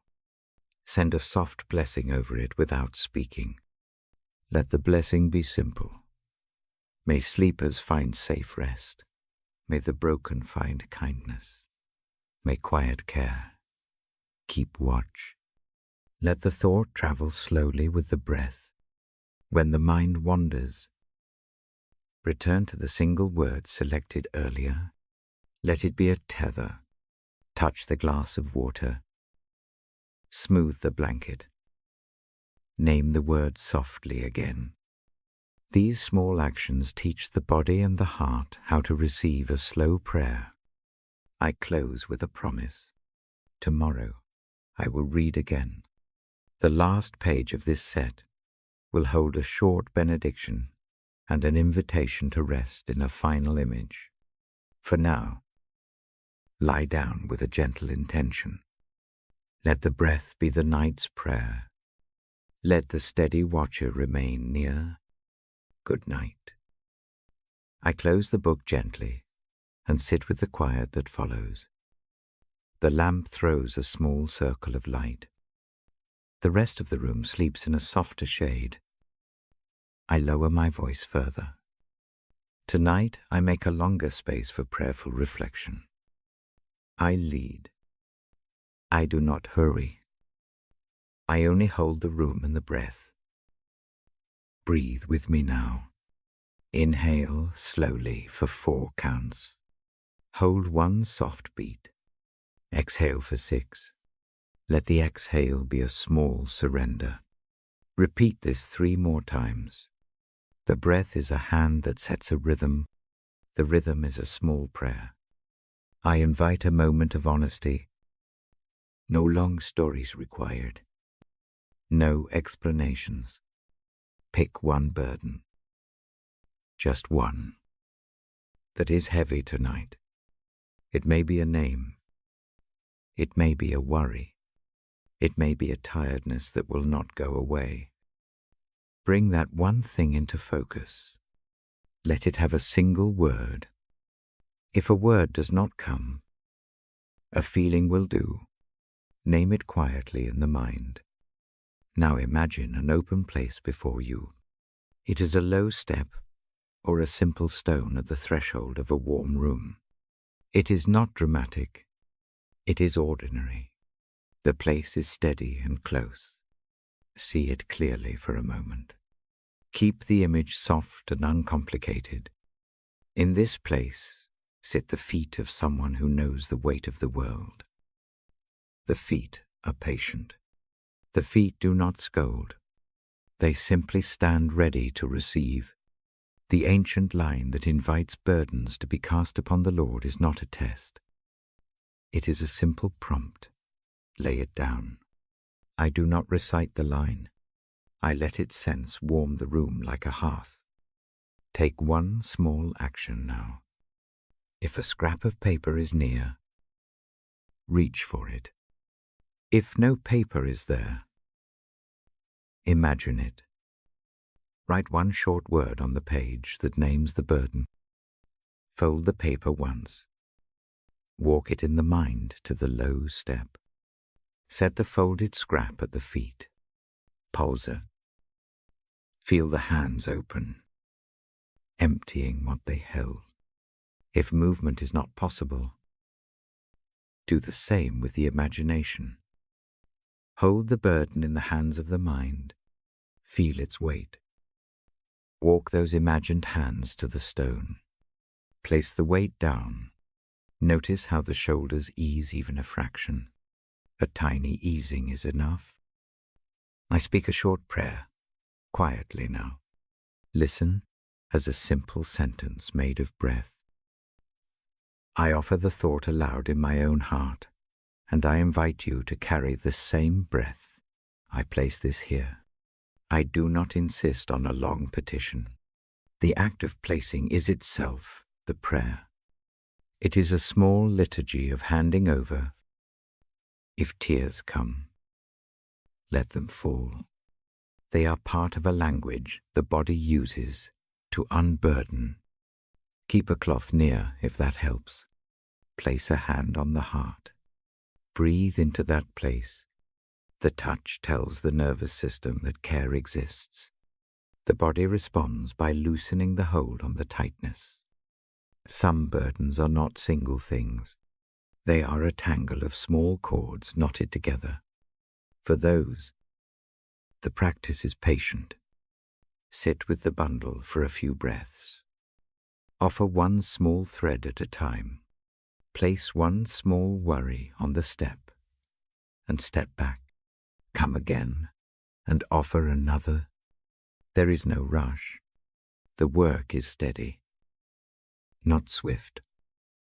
I name a gentle assurance now. The promise I carry is simple. Every sigh is heard. The room is not unaware. The care near the feet watches the slow work. This is not a competition for attention. It is a faithful nearness that listens to the quietest sound. Keep that thought like a small stone in the pocket of the mind. If it helps, speak one brief line into the darkness. Keep it under a breath. Perhaps a phrase such as, "Keep watch with me," or "Hold this for now." The words are not magic. They are a practical rite. They make a bridge from the clenched hands to the open palms of trust. Say nothing if speech feels too large. Silence will carry the same offering. Now imagine the burden shrinking. Not erased, not dismissed, but made gentler. See the edges soften. The shape becomes smaller under the steady gaze. You do not have to feel better instantly. You only notice a slight change. That slight change will be the seed of rest. If the mind tries to bargain or to prove worthiness before letting go, let the image of the low step return. The step does not demand explanations. It receives. It holds what is laid upon it. The posture is simple. Bring the weight. Set it down. Step back. Repeat when needed. I offer a short act of physical symbolism for those who like a touch. Bend to the floor and remove one shoe, or simply set one hand on the bedpost and then let it come away. Small unfastenings teach the body how to release. They are not grand. They are practical training for the muscles of trust. There is a kind of prayer that is only listening. For a minute, sit very still and listen for small sounds. The clock's distant tick, the even breath in the room, the hush of night. Let the ears gather these small noises like beads on a string. Listening is a prayerful posture because it says, I am here to receive what comes, not only to speak what I want. If loneliness presses, picture a tiny light moving across the floor toward the step. The light is steady and quiet. It does not overwhelm. It simply brightens what you placed there. That small brightness is an emblem of presence. Let it rest beside the burden and warm its edges. Warmth changes how the body remembers pain. Now imagine taking off a small part of the load and placing it on the lap of the watcher. The lap receives with gentleness. Place the heaviest knot there and feel the hands empty. Rest a palm on the place where the knot lay. Let the palm feel the emptiness. Let the body register a fresh space. There are practical promises tied to this action. One of them is a small rest. Another is the patience to return tomorrow. If the work is not finished, the aim of tonight is not to finish everything. It is to begin the practice of handing over. Repetition matters more than a single dramatic moment. Turn now to one tiny act of gratitude without trying to cheer a heavy heart. Notice one small kindness that came your way in the day. A cup warmed. A message that arrived. Aguayed Iskay. Hold that small kindness next to the burden on the step. Seeing both together keeps the world honest. Mercy and pain can coexist. Both can be true at once. If doubt arises about being heard, let it be an opening for another short prayer. Say inside, am I known? Feel the question without answering with the mind. Then breathe out slowly and let a small trust rise like a breath. The practice is patient. Questions are allowed. The room can hold them. Before I close this time, take one final simple ritual. Lean forward. Brush the folded scrap once with the fingertips. And imagine pressing it lightly to the feet. The motion binds the offering to the place of care. Stand, breathe, and step back. Let the hands fall to the sides. Notice a single steady beat in the chest. I promise to return to this place with you. The habit of handing over will not be new after one night. It becomes a rhythm. Each small laying down makes the next easier. The watcher at the feet remains constant, unhurried, and compassionate. That constancy is more reliable than sudden fixes. If sleep is ready now, allow it to come. Let the breath lengthen. Rest the hands on the belly. Imagine the low step and the folded scrap beside it. Leave the room to the quiet of the night, knowing a care keeps watch. If wakefulness returns later, return to the breath and to the image. Place another small thing down if necessary. The practice welcomes return. I close my hands around the book for a moment and feel the paper warm. I will sit by the lamp tomorrow with the same calm and the same simple invitation. The next night will be the last page of this set.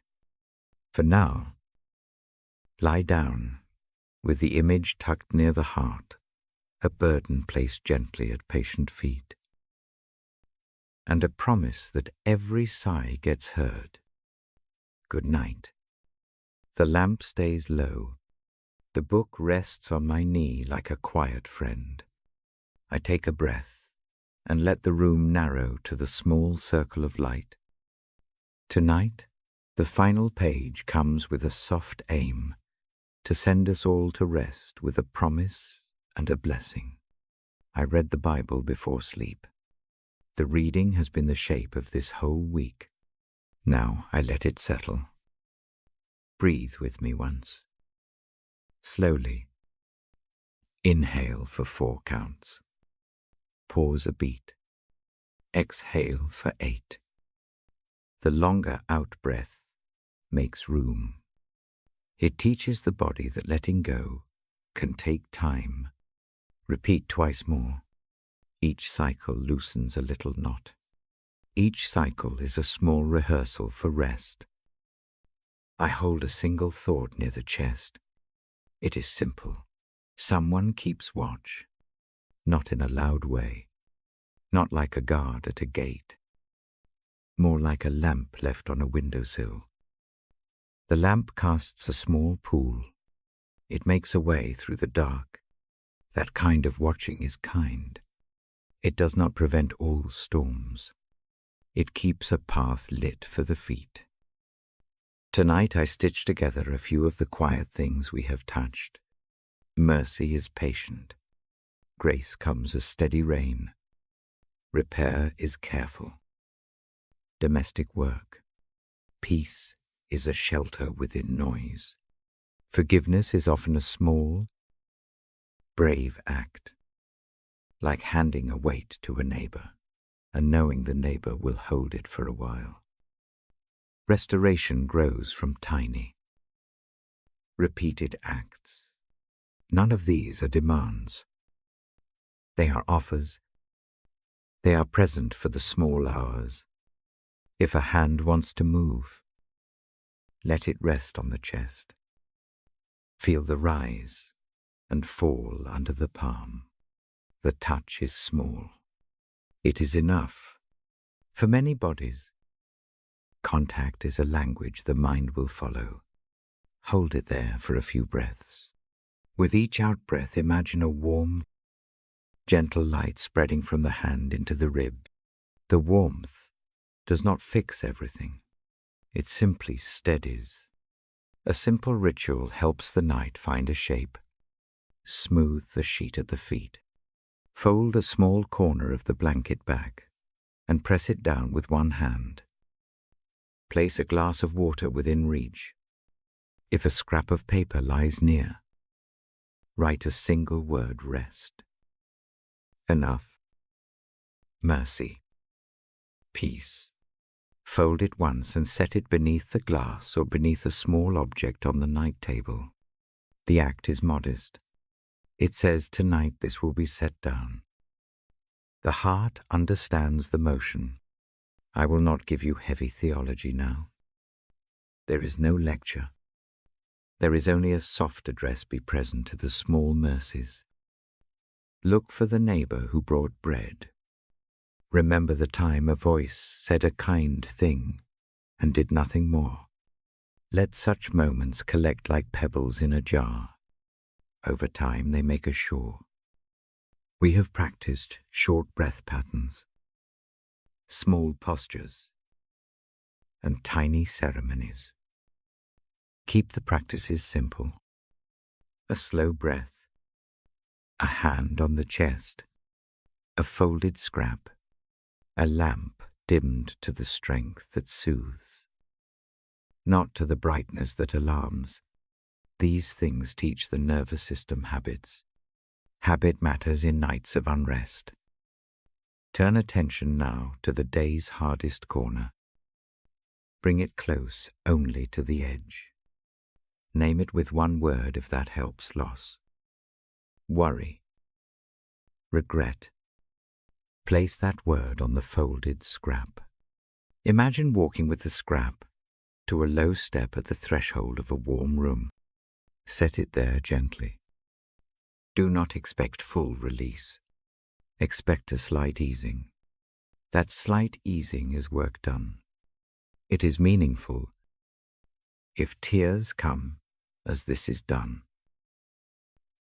Let them fall. Tears are not failure. They are a language the body uses to unbind. Keep a cloth near. Breathe through the sound. Place one palm over the sternum and notice the small steadiness it brings. The listening that happens when hands rest on the chest is a form of prayer. It does not have to be spoken. I offer a short prayer, now simple and quiet. It is not an argument or a claim. It is a place to set the heart. A short prayer. Keep watch with us. Gentle care. Hold the small and the severe. Let mercy arrive in small acts. Give rest where rest is needed.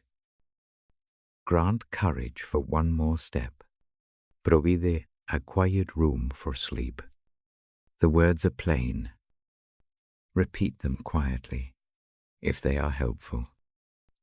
Say nothing if silence fits better. The presence that listens will meet both. There is wisdom in keeping boundaries. Forgiveness does not require sudden trust. Rest does not demand a complete unburdening all at once. Choose what keeps the body safe. Choose what allows the heart to heal in a measured way. Safety and mercy can live together. Both can be true. Think of a harbor now. The sea may be rough. The harbor still receives small boats. Some ships stay overnight. Some pass by. The harbor offers enough shelter for those who enter. You do not have to cross the whole ocean to find safety. A moment in a sheltered place counts. Let that image be a comfort tonight, a harbor that is near enough for the small craft of a weary heart. If the mind begins to pace with lists and plans, bring it back with one small task for the morning. Keep it tiny. Perhaps open a window for 5 minutes.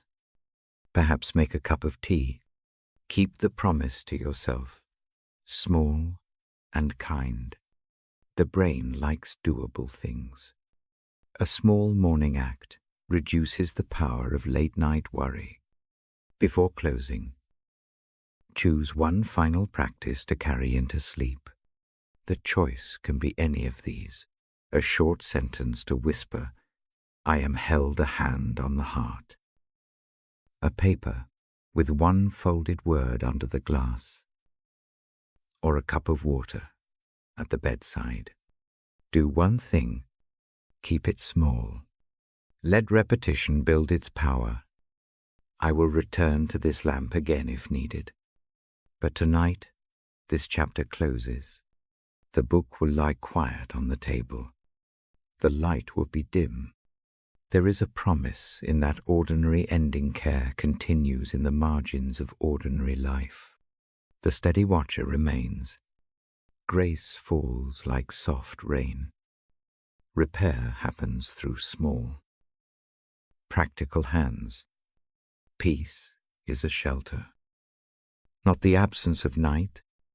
Lie down now, in whatever position brings ease. Let the limbs find their curve.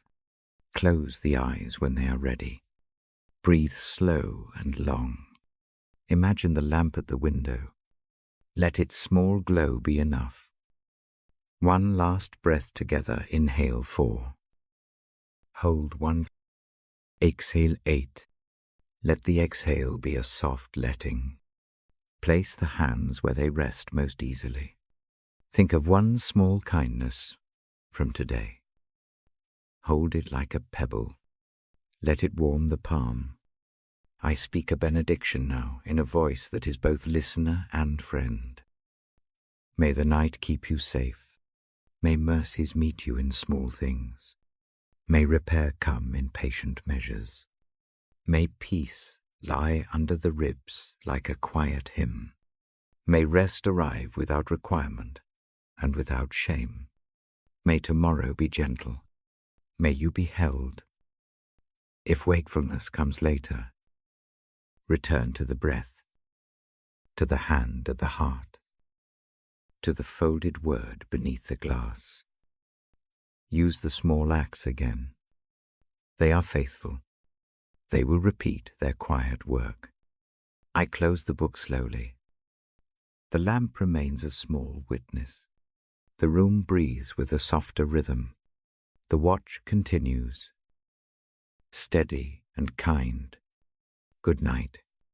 Let sleep come gentle and true. Good night.